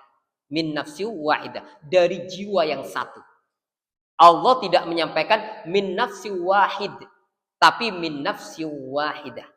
Yang kedua, di dalam surat Al-Fajr Allah menyampaikan begini, ya ayyatuhan nafsul mutmainnah irji'i ila rabbiki radiyatan mardiyah. Irji'i itu ala fi'il amar untuk muannas, irji. Soalnya kan kalau laki-laki irji', kembalilah. Kalau perempuan irji'i ila rabbiki, bukan ila rabbika, kepada Tuhanmu. Radiyatan mardiyah, dalam keadaan ridho dan diridhoi. Nah, ini nanti Idul Qurb atau Idul Adha itu adalah proses kita untuk bisa kembali kepada Allah. Nah, apa yang menghalangi kita kembali kepada Allah? Kalau yang menghalangi kita merasakan surga kan ada 3 tadi. Apa tadi? Sombong, dengki, dan riya. Itu yang menghalangi kita merasakan surga. Tetapi apa yang menghalangi kita untuk bisa dekat dan ru'yatullah, memandang Allah Subhanahu wa taala, yang menghalangi kita adalah keakuan. Keakuan, ego, merasa dia yang punya, merasa dia yang berjasa, merasa dia yang melakukan, kalau tidak ada saya ini nggak akan jalan. Misalnya begitu. Kalau tidak ada saya yang memberi donasi ini masjid nggak akan bangun. Itu ada akunya di situ. Apakah aku itu ditampilkan dalam bentuk kata-kata atau ternyata terselip di dalam hati. Nah, ini maka nanti perjalanan terakhir ini adalah kita mengikis keakuan. Mengikis keakuan. Kita ini bukan siapa-siapa. Ya. Dan kita ini atribut-atribut yang ada pada kita ini artifisial semua. Ya kan? Kan ini bikinan manusia. Ya. Bikinan manusia, jadi ini, jadi ini. Itu kan semua adalah bikinan manusia. Tetapi kita semua datang kepada Allah. Semuanya tak terkecuali sebagai hamba. Sebagai hamba. Nah, sekarang bagaimana caranya mengikis ego ini? Mengikis keakuan ini. Ini penting. Pertama, untuk mengikis keakuan adalah dengan banyak mengingat Allah. Bukan banyak mengingat diri. Setiap apa yang kita lakukan selalu menjadi jembatan kita mengingat Allah. Bisa sholat, ya Allah Alhamdulillah kau memberikan anugerah sholat kepada saya hari ini. Bisa sedekah, ya Allah terima kasih ya Rabb, engkau telah memberikan anugerah saya untuk bersedekah. Jadi yang menggerakkan itu adalah Allah, bukan amal kita, tetapi itu amal Allah yang dinisbatkan kepada kita. Ya, kita bisa melakukan apa saja itu selalu ingat Allah. Ini adalah pertolongan Allah. Ya, nikmat rasanya. Coba kita sholat, ketika takbir Allahu Akbar, kita merasa yang mentakbirkan kita ini adalah Allah, bukan kekuatan kita sendiri. Kalau kekuatan kita sendiri, ada orang nggak bisa takbir, nggak bisa gerak, tangannya nggak bisa gerak, ada, ya kan? Kalau Allah nggak mengizinkan dengan kekuatannya, dengan pertolongannya, yang kita nggak bisa takbir. Ya Allah, Allah yang mentakbirkan saya, Allah yang mensolatkan saya, Allah yang mensujudkan saya. Tak banyak orang yang sujud, meskipun dia sholat kadang tidak bisa sujud. Ya toh? Siapa yang mensujudkan kita? Ya Allah. Semua tenggelam dalam la haula wala quwata illa billah. Ini untuk mengikis keakuan. Kalau orang sudah hilang keakuannya itu selalu memandang apa yang ada di sekitarnya itu adalah kehadiran Allah. Kehadiran Allah. Makanya saya selalu mengatakan kalau kita sudah memandang semua kehadiran Allah, sudah tidak ada jejak kebencian dalam hati kita. Tidak ada jejak permusuhan dalam hati kita. Karena semua adalah kehadiran Dia. Ya.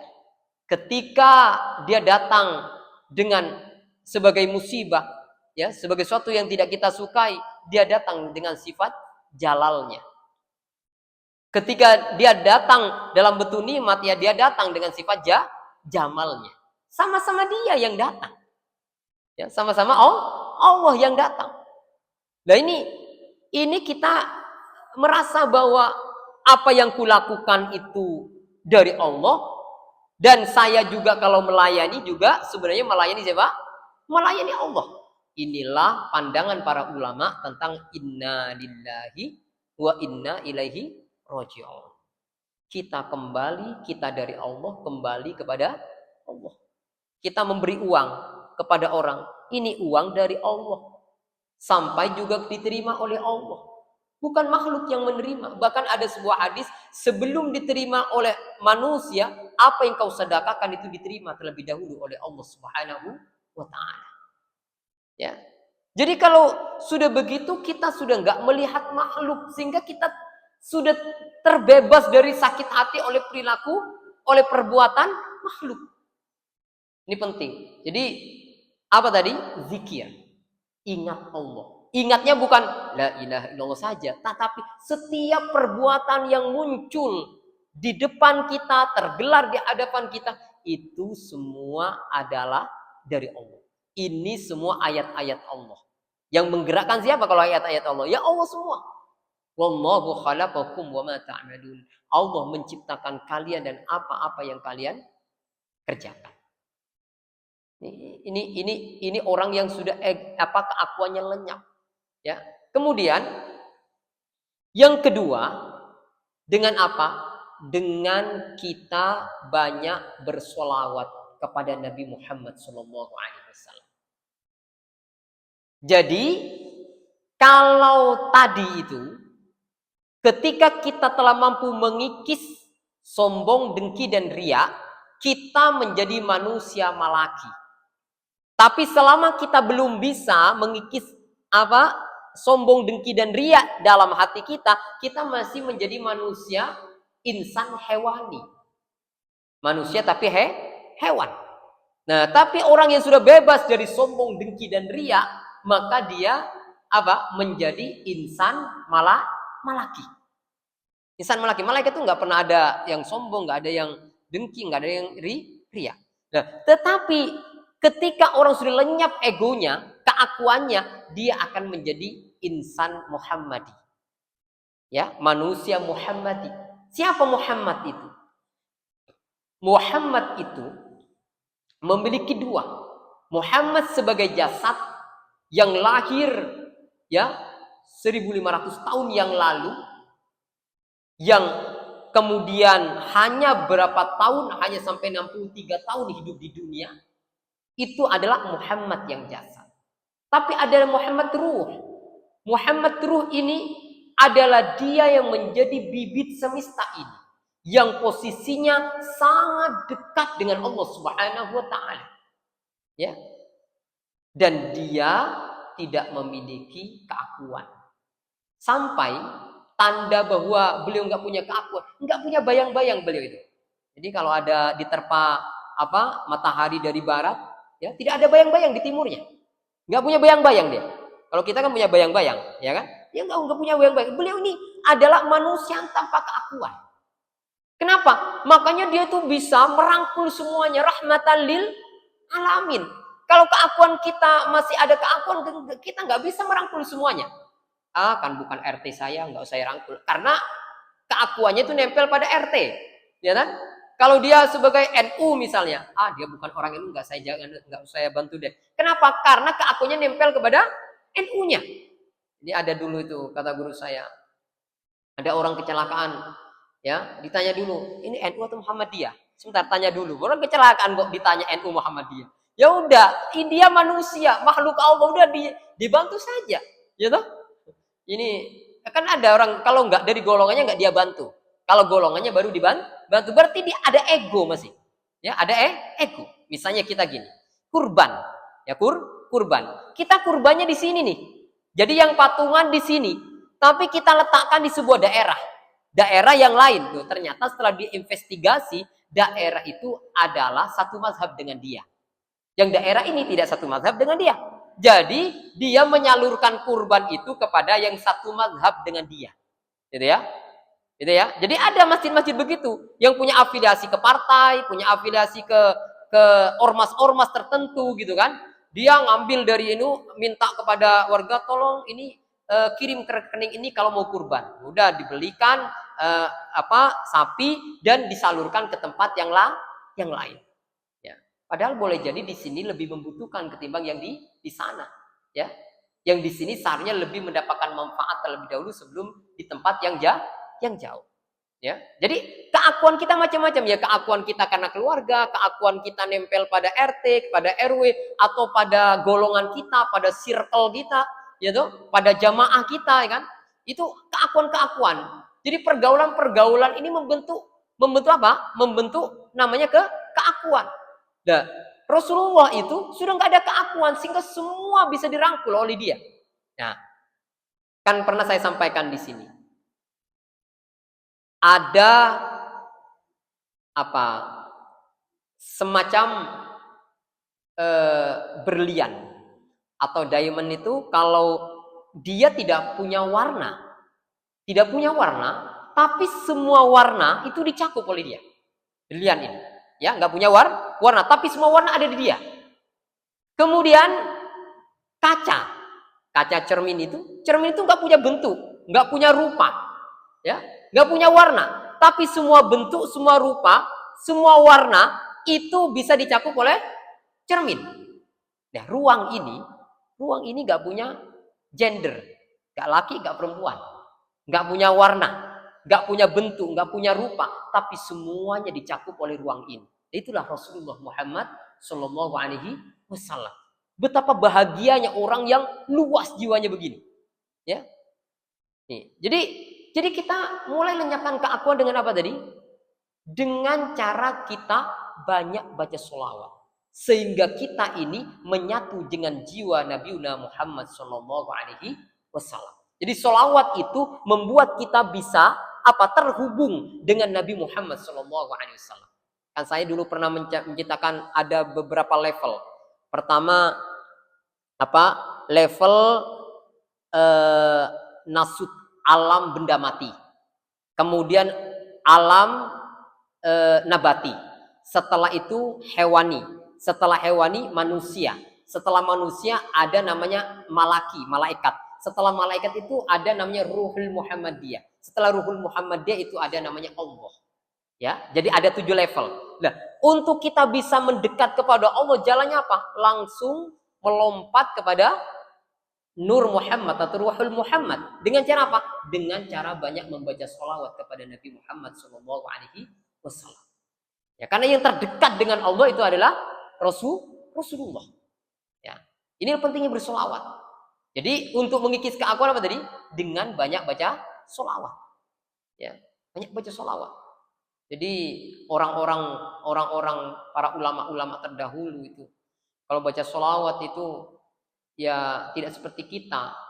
Ya, kita ini kadang tasbih digitalnya yang mahal 200.000, mahal-mahal, tapi yang dibaca hanya 20 biji saja. Ya kita kadang-kadang agama itu udah jadi style gitu ya. Kalau dulu itu nggak punya tasbih ya, tapi dia bisa membaca sholawat 25.000 dalam sehari. Ada yang begitu. Kemarin saya ke Studio Sermo itu, Mas Abdul itu cerita, ada ini orang-orang sepuh di sini itu setiap hari tuh baca sholawat 25.000. Sebelum dia menamatkan baca 25.000 sholawat itu, dia tidak akan menemui tamu. Ya, tidak menemui tamu. Ya, kita banyak baca sholawat. Karena sholawat itu jalan yang tercepat menuju Allah Subhanahu wa Ta'ala. Kenapa? Karena sangat dekat posisi Rasulullah dengan Allah Subhanahu wa Ta'ala. Kemudian yang ketiga, apa? Yang ketiga itu adalah banyak sujud. Banyak sujud. Sujud di luar sholat. Sujud itu luar biasa. Jadi kalau sujud coba ya Bunda ya. Kita ini saat sujud itu serahkan semua diri kita kepada Allah. Kita coba raba dari tangan kita serahkan kepada Allah, kepala serahkan kepada Allah, keseluruhan badan ini serahkan kepada Allah, hidup dan mati kita serahkan kepada Allah. Nikmat sekali hidup kita kalau kita bisa nyerahin sama Allah. Selama ini kan kita jarang-jarang nyerahkan kepada Allah itu yang kecil-kecil, yang besar itu nggak pernah diserahkan sama Allah. Saya tangani sendiri, ya toh? Apa yang paling besar dalam hidup kita? Inna sholati wa nusuki wa mahyaya wa mamati lillahi rabbil alamin. Hidup dan matiku serahkan kepada Allah. Nikmat sekali hidup itu. Kadang-kadang saya itu ketika selesai sholat itu sujud. Ya Allah, saya berserah diri kepadamu. Jika kehidupanku ini, kehidupan hamba ini sudah tidak punya manfaat, sudah sering menyusahkan orang lain, menjadi beban orang lain, menjadi mudarat bagi orang lain. Jika engkau memanggil hamba hari ini, hamba ridho ya Rabb. Hamba ridho. Ya, ketimbang hari-hari hamba ini hanya menjadi mudarat bagi orang lain. Tetapi jika kehidupan hamba ini baik, maslahah bagi umat, ya Allah, tolong ya Rabb, agar berikan kami kehidupan yang benar-benar memberikan manfaat bagi orang lain. Tapi bagi sebagian orang berdoa begini, ya bisa stres. Wah, kalau mati beneran gimana? Kalau mati beneran gimana saya ini kan gitu. Tapi kan kematian la yamutu illa biajal. Itu akan membuat kita ini belajar berserah diri. Ya kan? Ya Allah, kalau memang hidup saya ini banyak mudaratnya, kalaupun Anda panggil hari ini saya ridho. Ya kan? Kalau tidak siap ya nggak ready ya kita stres dengan doa kita. Wah, kalau beneran gimana ini? Ya kan? Nah, ini sujud. Sujud itu kenapa? Sujud itu penting. Sujud itu menyerahkan 4 hal. Menyerahkan kudroh, menyerahkan irodah, menyerahkan ilmu dan hayat. Kudroh itu apa? Kompetensi, kuasa. Itu kita serahkan kepada Allah. Lewat apa? Menyerahkan tangan. Tangan ini adalah lambang kekuasaan. Maka kita serahkan kepada Allah. Maka kan pada saat sujud itu yang ditempelkan ke mana? Ke tanah itu yang tempelkan tangan, kemudian kening, kemudian hidung dan juga kaki. Jadi 4 hal ini. Dan apa? Tangan ini adalah lambang kudroh, kuasa. Kaki ini adalah lambang irodah, kehendak. Sementara kening ini adalah lambang ilmu. Dan hidung ini lambang hidup. Kita serahkan 4 hal ini kepada Allah. Kudroh, irodah, ilmu, dan hayat. Ya kan? Serahkan kepada Allah. Karena memang kita ini pada dasarnya, hayat kita ini bukan hayatnya kita. Hayatnya kita ini hayat Allah. Kenapa? Ini pinjaman dari Allah. Ilmu kita juga bukan ilmu kita. Karena ada orang yang hafal, kena ada hafal Quran, hafal hadis banyak dihafal, lalu kemudian dia kecelakaan, gegar otak, udah hilang hafalan semuanya. Ya. Jadi ilmu itu dari Allah. Maka kita serahkan kepada Allah. Saat kita sujud itu nikmat sekali. Nikmat sekali. Kalau kita punya masalah apa, dicaci maki orang gitu, kemudian sakit hati, udah serahkan kepada Allah. Nikmat sekali itu. Teduh. Ya, teduh di dalam jiwa itu. Makanya semoga kita ini nanti ada namanya simahum min asaris sujud. Ada jejak-jejak dari sujud. Ya, sujud ini apa? Sujud ini menyerahkan apa tadi? Qudrah, iradah, ilmu dan hayat kepada Allah Subhanahu wa taala. Nah, kemudian yang terakhir apa? Melayani manusia. Melayani itu jalan yang tercepat menuju Allah. Menjadi khadim, menjadi pelayan. Jadi kita pemimpin ini bukan sok-sokan jadi pemimpin. Ya, jadi guru itu bukan sok-sokan jadi guru. Saya guru, saya harus mendengarkan dia. Tidak, jadi guru, jadi pemimpin itu melayani. Makanya guru itu disebut dengan khadimul majlis. Menjadi pelayan majlis, melayani. Makanya Habib Umar Al-Hafidh itu menyampaikan ketika kamu mengajar, engkau ini adalah budak-budak dari orang yang kamu ajar.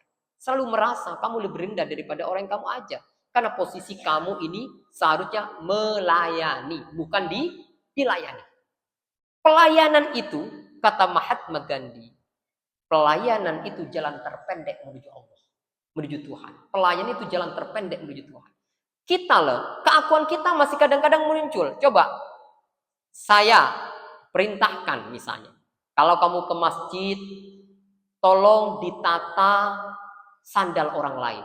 Kalau kita masih ada ego, sulit tuh menata sandal orang lain. Nata sandal sendiri saja perjuangan. Dan nata sandal orang lain. Tapi itu untuk mengikis keakuan. Ya, mengikis keakuan. Sulit, ya.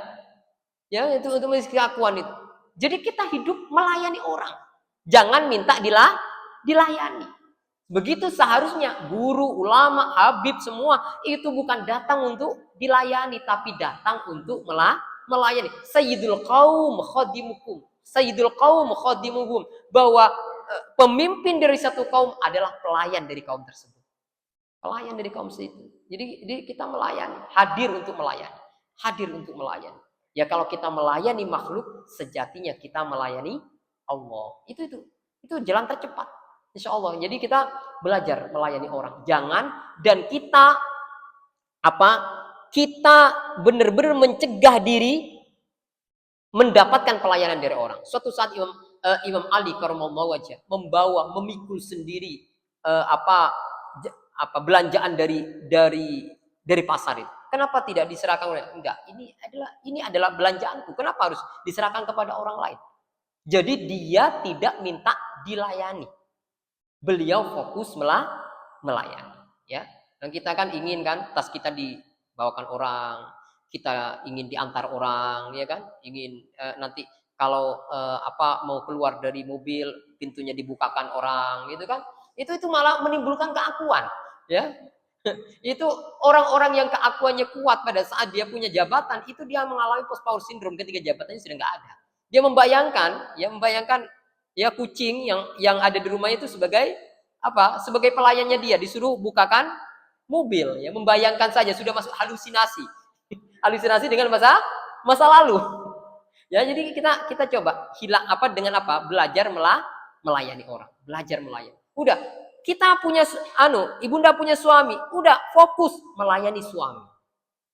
Jangan berpikir dilayani suami, karena berpikir dilayani itu yang membuat kita menderita. Dan dia pasti kurang. Pinginnya kita dapat gini kok tidak sesuai dengan ekspektasi, ya kan?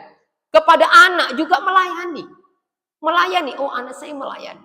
Ini amanah dari Allah, harus aku melayaninya. Siapa melayani apa yang diamanahkan oleh Allah, berarti melayani yang memberikan amanah.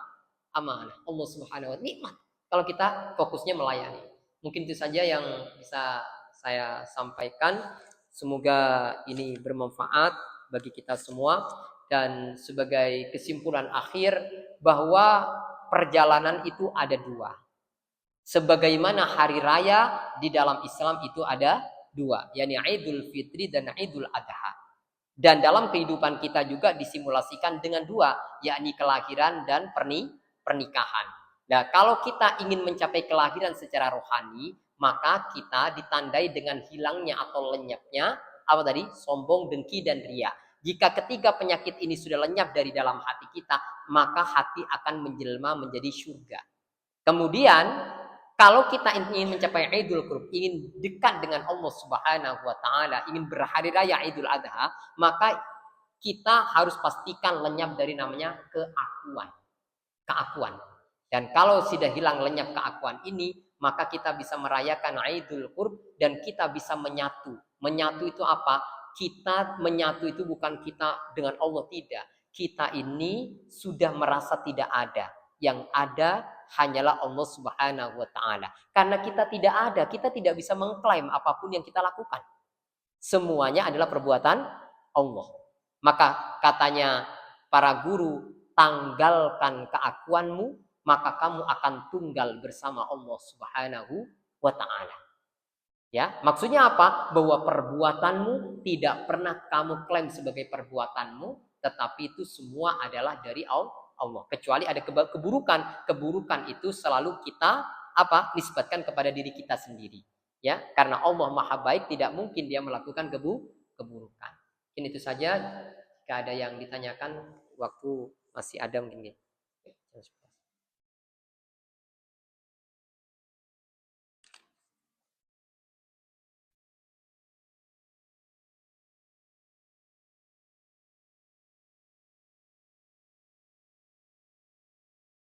Oh ya, silakan. Bunda.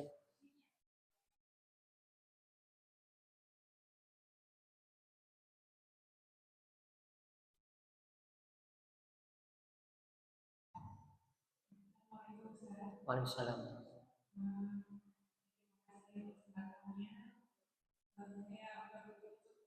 Iya, alhamdulillah ya.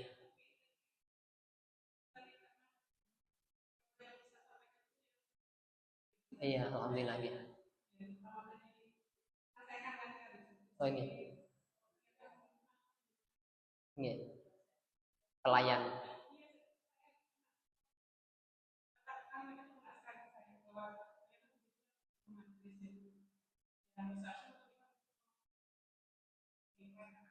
Iya, iya.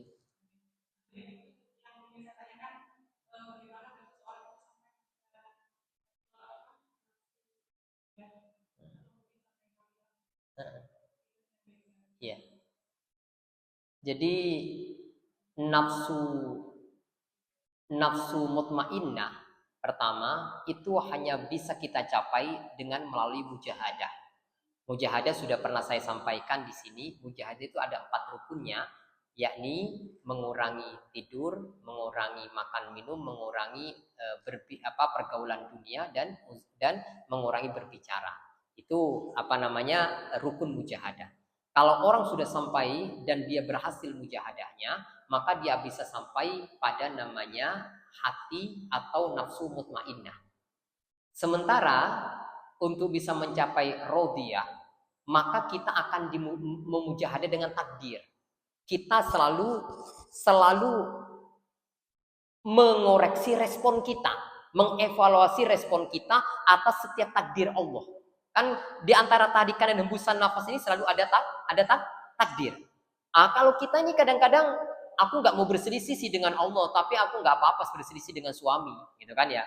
Berselisih dengan kenyataan, berselisih dengan ini. Semakin banyak perselisihan, itu semakin tidak bahagia kita. Coba, kita mengkritik ini, kritik ini, semua kita kritik, kita ini sebenarnya menderita. Ya, orang-orang yang sudah ridho itu bukan hanya ridho kepada satu saja. Semuanya dia ridhoi, karena semuanya itu adalah dari Allah. Boleh mengkritik, itu hanya mengkritik saja, tapi jangan sampai kemudian menimbulkan namanya kebencian, seolah-olah tidak terima. Misalnya seperti ini. Dulu ada namanya pembenci. Pembenci, dia pendukung, misalnya katakan pendukung A. Nah, ini pendukung B misalnya. Kemudian ternyata B ini nggak terpilih. Ya, dia benci sama A. Ya sudah kepilih, A ini kan kepilih, A-nya benci sama A. Sampai berlalunya waktu, tetap aja kebencian itu dipelihara. Itu sebenarnya dia tidak ridho dengan takdir Allah. Dia jadi pemimpin itu karena pilihan pilihan Allah. Jadi untuk terkait dengan ridho ini kita terus koreksi diri kita, belajar ya, harmonis dengan Allah ya, harmonis dengan Allah dengan cara apa? Mengevaluasi, saya harus ridho dengan setiap kenyataan yang datang. Dan apabila kita sudah ridho dengan Allah, maka nanti Allah dengan sendirinya akan mardiyah, akan ridho kepada kita. Pertama kita ridho kepada Allah, setelah itu mardiyah, Allah yang ridho kepada kita. Dan tanda bahwa Allah ridho kepada kita, kita ridho dengan ketetapan Allah. Gitu ya. Tanda bahwa Allah itu ridho sama kita ridho dengan ketetapan Allah. Misalnya, untuk mengoreksi Allah itu gampang kan sebenarnya. Sakit misalnya.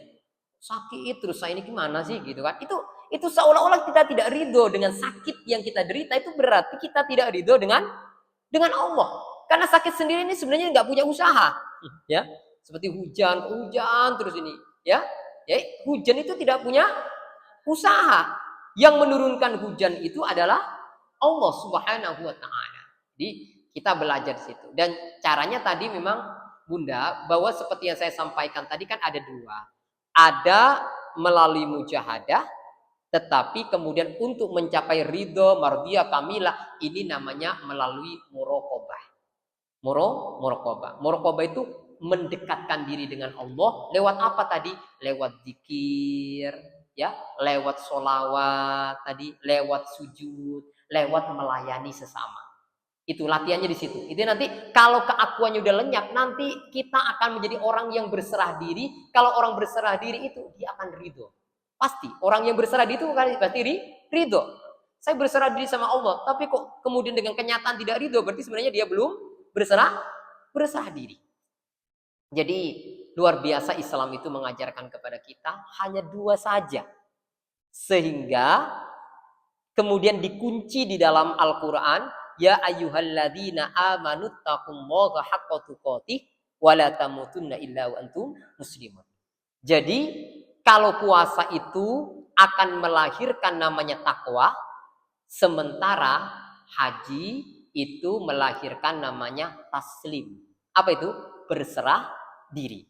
Dengan puasa kita bisa Idul Fitri, dengan haji orang bisa Idul Adha atau Idul Qurban. Gitu ya. Jadi ini luar biasa. Jadi Islam itu tantangan kita untuk mencapai kebahagiaan itu hanya dua. Apa tadi? Nafsu dan keakuan. Hawa nafsu dan keakuan. Gak banyak-banyak. Tapi kalau orang gak tahu kan sepertinya banyak musuhnya. Ini macam-macam. Padahal kalau disimpulkan ya hanya dua itu saja. Hawa nafsu dan keakuan. Hawa nafsu itu bentuknya apa? Bentuknya sombong, dengki, dan riya. Banyak penyakit hati yang lain seperti sum'ah, ya. Seperti apa lagi? Seperti ujub, semua banyak penyakit yang lain. Tetapi ketika diringkas itu hanya menjadi tiga penyakit ini. Ya, itu tadi. Jadi untuk terkait bagaimana kita mendapatkan ridho dan mardiyah, maka pertama kita ini akan selalu berhadapan dengan Allah. Apa hadapan dengan Allah? Berhadapan dengan takdir. Karena takdir itu sebenarnya adalah perwujudan dari kehadiran Allah. Ya, kehadiran Allah. Ketika takdir itu baik, maka itu namanya dia datang dengan sifat apa tadi? Jamalnya. Kalau takdir itu buruk menurut kita, maka itu adalah Allah datang dengan sifat jalalnya. Gitu aja. Sampai kalau kita sudah mampu mengimbangi ini, maka kita bisa mencapai kamal. Nah, kamal ini lebih lagi. Kamal ini sudah tidak ada lagi pasangan. Seperti yang saya sampaikan dulu itu, seperti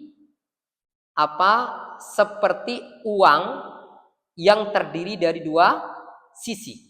Meskipun gambarnya di antara sisi ini berbeda, tapi nilainya sama nilainya. Itu namanya sempurna sudah sempurna. Orang itu sudah melihat semuanya sempurna, ya, sempurna. Semoga kita belajar menjadi orang yang ridho. Memang kalau mutmainnah ini sudah selesai di Syawal ini. Dan nanti Dzulqa'dah, Dzulhijjah, ini kan sudah waktu haji. Ya, Dzulqa'dah, Dzulhijjah, Dzulhijjah nanti itu adalah bulan haji. Kita melatih keakuan ini, melatih untuk mengikis keakuan. Kalau kemarin Ramadan itu melatih mengikis hawa nafsu. Ya, Jadi luar biasa ya. Semoga kita bisa memahami kerangka Islam ini ya. Dengan cara tadi kita mulai belajar sekarang ridho, dan kita kata Rasulullah juga disuruh banyak baca apa setiap hari? Raditu billahi robba wa bil islami dina wa bi sayyidina Muhammadin nabiyya wa rasulah. Di dalam kitab Al-Maksurat, di dalam kitab zikir pagi petang, semua itu ada kalimat ini. Untuk apa? Agar kita nanti kalau membacanya 3 kali di pagi hari, 3 kali habis sholat asar, maka insya Allah kita digolongkan sebagai orang yang ridho kepada Allah. Ya, orang yang ridho kepada Allah. Ya, kalau yang lainnya nanti Allah yang menarik. Kalau kita sudah ridho, nanti Allah menarik kita pada mardiyah dan pada kamilah. Jadi wilayah mardiyah dan wilayah kamilah itu bukan wilayah kita. Nah, wilayah kita ini hanyalah ridho kepada Allah. Nanti mardiyah yang Allah yang menarik kita ke dalam ke sisinya. Juga termasuk kamilah. Ini tuh mudah, semoga dipahami ya. Ada yang lain? Ya, enggak.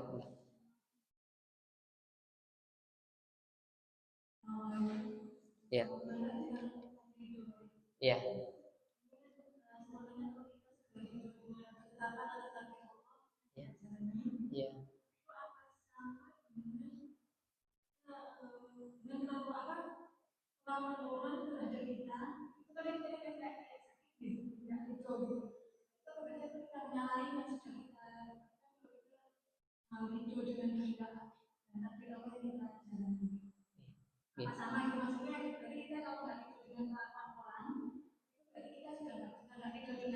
Iya, benar.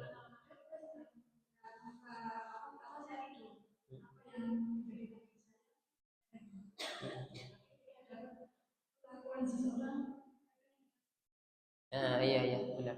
Iya bunda. Jadi seperti kembali pada ayat tadi, wallahu khalaqakum wa ma ta'malun.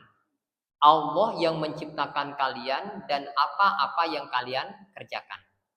Jadi semua ini sebenarnya adalah seperti wayang, ya, yang digerakkan oleh dalang. Jadi yang menggerakkan semuanya adalah Allah Subhanahu wa taala. Maka manusia sebagai ujian, siapa sebenarnya pengujinya? Ya Allah. Kadang Allah itu menguji manusia lewat manusia, kadang Allah menguji manusia lewat harta, kadang Allah menguji manusia lewat musibah. Sebenarnya yang memberi ujian siapa? Yang memberi ujian kan Allah. Berarti materi ujian itu tidak memiliki ya kehendak apa-apa sebenarnya. Dia dijadikan ujian. Maka kita ini tidak apa-apa diuji oleh Allah. Yang penting jangan sampai kita menjadi ujian buat orang lain. Itu yang penting kan gitu. Jangan sampai saya menjadi ujian buat orang lain, menyusahkan orang lain, bani orang lain, kan kita jadi ujian. Orang lain menjadi ujian buat kita nggak apa-apa karena memang Allah memilih dia sebagai ujian bagi kita, ya kan? Ini saya dapat ujian, ini materi ujian ini nggak kelar-kelar ini orang, nggak kelar-kelar. Ini ada materi ujian dari Allah. Tugas harusnya selesai 1 jam, ini kok berbulan-bulan nggak selesai nih materi ujian. Kan kalau udah ujian kan berarti ada batas penyelesaian. Nggak kelar-kelar ini. Oh berarti ya kita berarti ini harus ridho kepada Allah. Semakin kita tidak ridho, maka ujian itu semakin besar. Coba, ini ada hasil penelitian seorang dokter. Dokter itu mengatakan ketika orang itu resisten dengan sakitnya, sakit itu semakin parah. Tetapi ketika dia ridho dengan sakitnya, justru dia akan semakin pulih, mudah pulih. Gitu ya, kalau dengan ridho. Nah, sekarang tadi antara manusia dan Allah itu sebenarnya apa? Perbuatan manusia itu tidaklah terjadi kecuali dikehendaki oleh Allah. Maka guru saya menyampaikan begini, manusia itu kan seperti pion yang menjadikan manusia itu kemudian mendapatkan akibat dari perbuatan karena dia menyadari. Nah, karena akal ini kan diminta pertanggungjawaban, karena dia sadar maka dia diminta pertanggungjawaban. Meskipun itu perbuatan Allah, tapi dia disadari oleh akalnya bahwa itu buruk, tapi dia tetap melakukan. Itu yang diklaim oleh, tapi perbuatan itu sebenarnya digerakkan oleh Allah. Nah, misalnya kata guru saya, ketika kita memecut sapi misalnya dengan bambu, kemudian setelah mecut berkali-kali, bambu itu kita lemparkan, apakah sapi itu akan mengejar bambu atau mengejar kita yang memukulnya? Tentu saja dia tidak akan mengejar bambu. Yang dia kejar itu adalah yang mukulnya. Berarti apa? Sesungguhnya manusia itu seperti pion tadi itu. Yang menggerakkan dia untuk menyakiti kita. Semua itu kan siapa tadi? Allah. Untuk mengukur apakah kamu ini sabar. Untuk mengukur apakah kamu mencapai level ridho. Apakah kamu mencapai level bahkan syukur. Kan ada orang yang bisa bersyukur ketika disakiti orang lain. Alhamdulillah. Ya, kok bukan saya yang menyakiti orang itu. Tapi orang itu yang menyakiti saya. Bayangkan kalau saya yang menyakiti orang itu. Ya, nanti kan imbasnya kepada anaknya, kepada suaminya, kepada apa, menyakiti orang-orang itu karena perbuatan saya. Kan gitu. Jadi seperti ulama itu apa namanya, sangat simpel gitu. Ketika ada orang mencuri, loh, dia tidak panik. Loh, kenapa enggak panik? Ya alhamdulillah, yang Allah perankan sebagai pencuri itu bukan saya, tapi saya yang dicuri. Bayangkan kalau saya yang diperankan sebagai pencuri, ya kan? Kan ini pemeranan saja, diperankan oleh Allah Subhanahu wa taala. Maka itu mudah. Jadi kalau kita itu selalu merasa oh ini dari Allah, ridho dengan Allah. Kalau sudah ridho dengan Allah, sudah, kita ini akan selesai masalah itu. Masalah itu selesai. Kalau nggak ridho, masalahnya nggak selesai. Ya, konsepnya gitu. Jadi kan ada ujian nih. Ya, saya cerita ujian ya. Ujian itu kalau belum bisa dijawab, itu kan nggak selesai. Ya kan? Nah, tapi jawaban Allah itu tidak seperti multiple choice. Jawaban Allah itu ada pada sikap. Sikap kita, bukan kita punya pertanyaan begini, jawab begini, tidak. Nah, sikap itu ada 3. Kalau kita kena musibah, oh kamu level pertama apa? Kalau kamu kena musibah, level pertama sikapmu adalah sabar. Ya, sabar. Kalau kena musibah lagi, maka kamu mungkin akan naik levelmu menjadi ridho. Ridho itu apa? Ridho itu udah lepas. Kalau sabar kan masih ngempet. Ngempet tidak marah, ngempet tidak mukul, ngempet tidak muring-muring gitu kan. Itu kan ngempet, sabar. Tapi kalau ridho itu lepas sudah. Lepas. Nah, bahkan kemudian kita sampai pada namanya level apa tadi? Level syukur. Syukur kepada Allah. Tapi apa syukur tadi? Alhamdulillah, bukan saya yang menjadi ujian. Itu bunda. Jadi ini yang selalu ditekankan dalam dunia spiritualitas, bahwa ujian itu akan berlalu karena ujian itu hanya meminta sikap kita. Ada seorang wanita, setelah dia mendapati suaminya koma dalam durasi waktu hampir 2 bulan, sampai kemudian ibunya dia sendiri itu wafat karena memikirkan menantunya yang koma dan tidak pulih. Lalu setelah ibunya meninggal 1 minggu datang ke rumah. Apa sebenarnya ayat apa yang pesan apa yang ingin disampaikan Allah kepada saya? Saya tidak tahu apa pesan Allah yang akan disampaikan pada sampean. Tetapi jelas bahwa ujian itu tidak membutuhkan jawaban iya atau tidak. Tapi ujian itu membutuhkan sikap. Ya, apakah kamu ada pada level apa tadi? Sabar, ridho, atau syukur. Akhirnya dia mengatakan kepada saya ridho Ustaz dengan ujian Allah seperti ini, yang menguji saya seperti ini, ridho. Ya kalau kamu sudah ridho, insya Allah ujian ini akan berlalu. Ujian ini akan berlalu. Apa yang terjadi kemudian? Esok harinya itu suaminya wafat. Suami yang koma 2 bulan berlama itu wafat. Berarti kan sudah selesai ujiannya. Selesai ujian, dia sudah tidak lagi menanggung beban suami yang sakit dan koma. Gitu ya. Ya udah ridho. Jadi caranya begitu untuk jadi apa? Masalah itu seperti tamu, katanya guru saya. Masalah itu seperti tamu yang dia akan berlalu. Enggak akan pernah tinggal selama-lamanya di rumah kita. Itu bukan tamu lagi sudah. Ya jadi masalah itu tamu. Kalau tamu itu pertama kita sabari. Kok dia masih bertahan, kita ridho. Dia nanti kalau sudah ridho, dia akan keluar dari rumah kehidupan kita. Ya, kemudian ya. Jadi usahakan kita tidak hanya ridho kepada Allah, tapi juga ridho dengan perbuatan makhluk. Makanya zakat itu kan intinya ridho kan. Zakat itu kepada siapa? Zakat itu kan pada sesama. Ya coba, kalau suami istri itu ridho, saling ridho itu bahagia pastinya. Tapi kalau nggak saling ridho, ya neraka itu, rumah tangga itu. Benar nggak? Jadi ridho. Termasuk kepada manusia. Ya, manusia itu kan yang membangun harmoni kita dengan orang lain, itu adalah melalui wilayah zakat. Zakat itu apa intinya? Ridho. Ridho. Insya Allah nanti orang itu kalau kita ridho, insya Allah nanti awalnya jadi ujian, akhirnya jadi teman. Ya, akhirnya jadi teman. Orang hebat itu bukan menjadikan musuh sebagai musuh selamanya, tapi orang hebat itu bisa menjadikan musuh sebagai sahabat dekat. Itu bagaimana? Bukan sebaliknya, dari sahabat dekat menjadi musuh. Ya, itu mungkin yang saya sampaikan jam 11. Nah, semoga Allah Subhanahu Wa Taala memberikan keberkahan bagi kita semua. Semoga pertemuan ini diberkahi oleh Allah dan kita selalu menyadari tujuan kita yang sebenarnya adalah apa? Bahagia. Final destination kita adalah bahagia. Kita evaluasi apakah kita makin dekat dengan tujuan atau makin jauh dari tujuan. Oh, kemarin saya bahagia, kok sekarang nggak bahagia, berarti semakin jauh dengan tujuan. Tujuan kita apa tadi?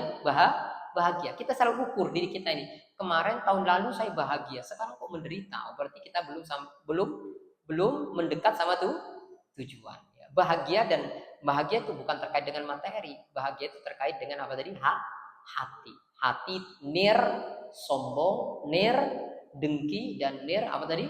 Ria. Itu saja, mari kita berdoa.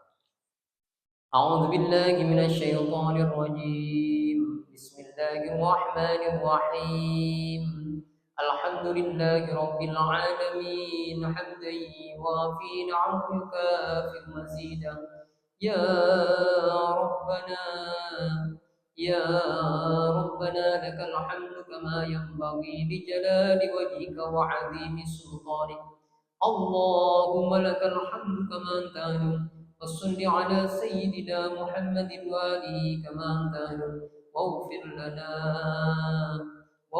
لنا والمسلمين كما أنت أهل إنك أهل التقوى وأهل المغفرة يا أرحم الراحمين inilah hambamu ya Rabb, tanpa hamba meminta kepada Engkau lahirkan hamba ke dunia ini ya Rabb, sebagai manusia, sebagai orang yang beriman kepadamu, sebagai orang yang menjadi umat Nabi Muhammad sallallahu alaihi wasallam.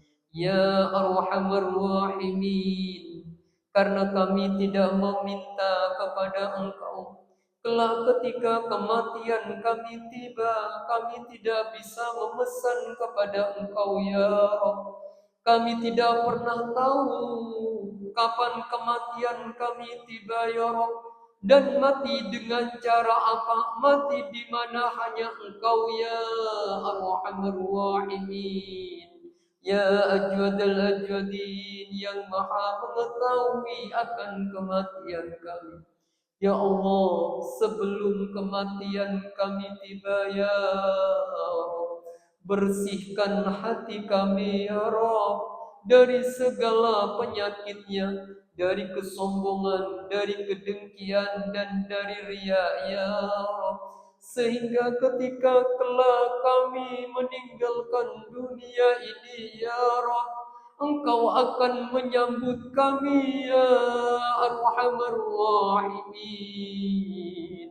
Ya Rabb, kikislah keakuan di dalam hati ini ya Rabb. Bukankah keakuan ini yang menjarakkan kami dan menjauhkan kami dengan Engkau ya Arhamar Rahimin. Ya Rabb, jagalah kami ya Rabb, jagalah keluarga kami ya Rabb, jagalah putra putri kami ya Rabb, jagalah keluarga kami ya Rabb, jagalah tetangga kanan kiri kami ya Arhamar Rahimin, agar senantiasa berada dalam taufik-Mu ya Arhamar Rahimin. Bimbinglah kami ya Rabb, agar kami merasakan lezatnya sujud di hadapan Engkau ya Rabb. Bimbinglah kami ya Rob agar merasakan lezatnya tilawah Al-Quran ya Rob. Bimbinglah kami ya Rob agar merasakan lezatnya salat dan zikir-zikir yang panjang kepada Engkau ya Rob. Berikan kami kelezatan bermunajat kepada Engkau ya Arhamar Rahimin. Rabbana atina min ladunka rahmatan wa hayyi lana من أمرنا رشدا رب أدخلنا الجنة مع الأبرار يا عزيز يا غفار يا رب العالمين ولك الحمد منك بك في كل وقت وحين سبحان ربك رب العزة عما يصفون وسلام على المرسلين والحمد لله رب العالمين بسر الفاتحة.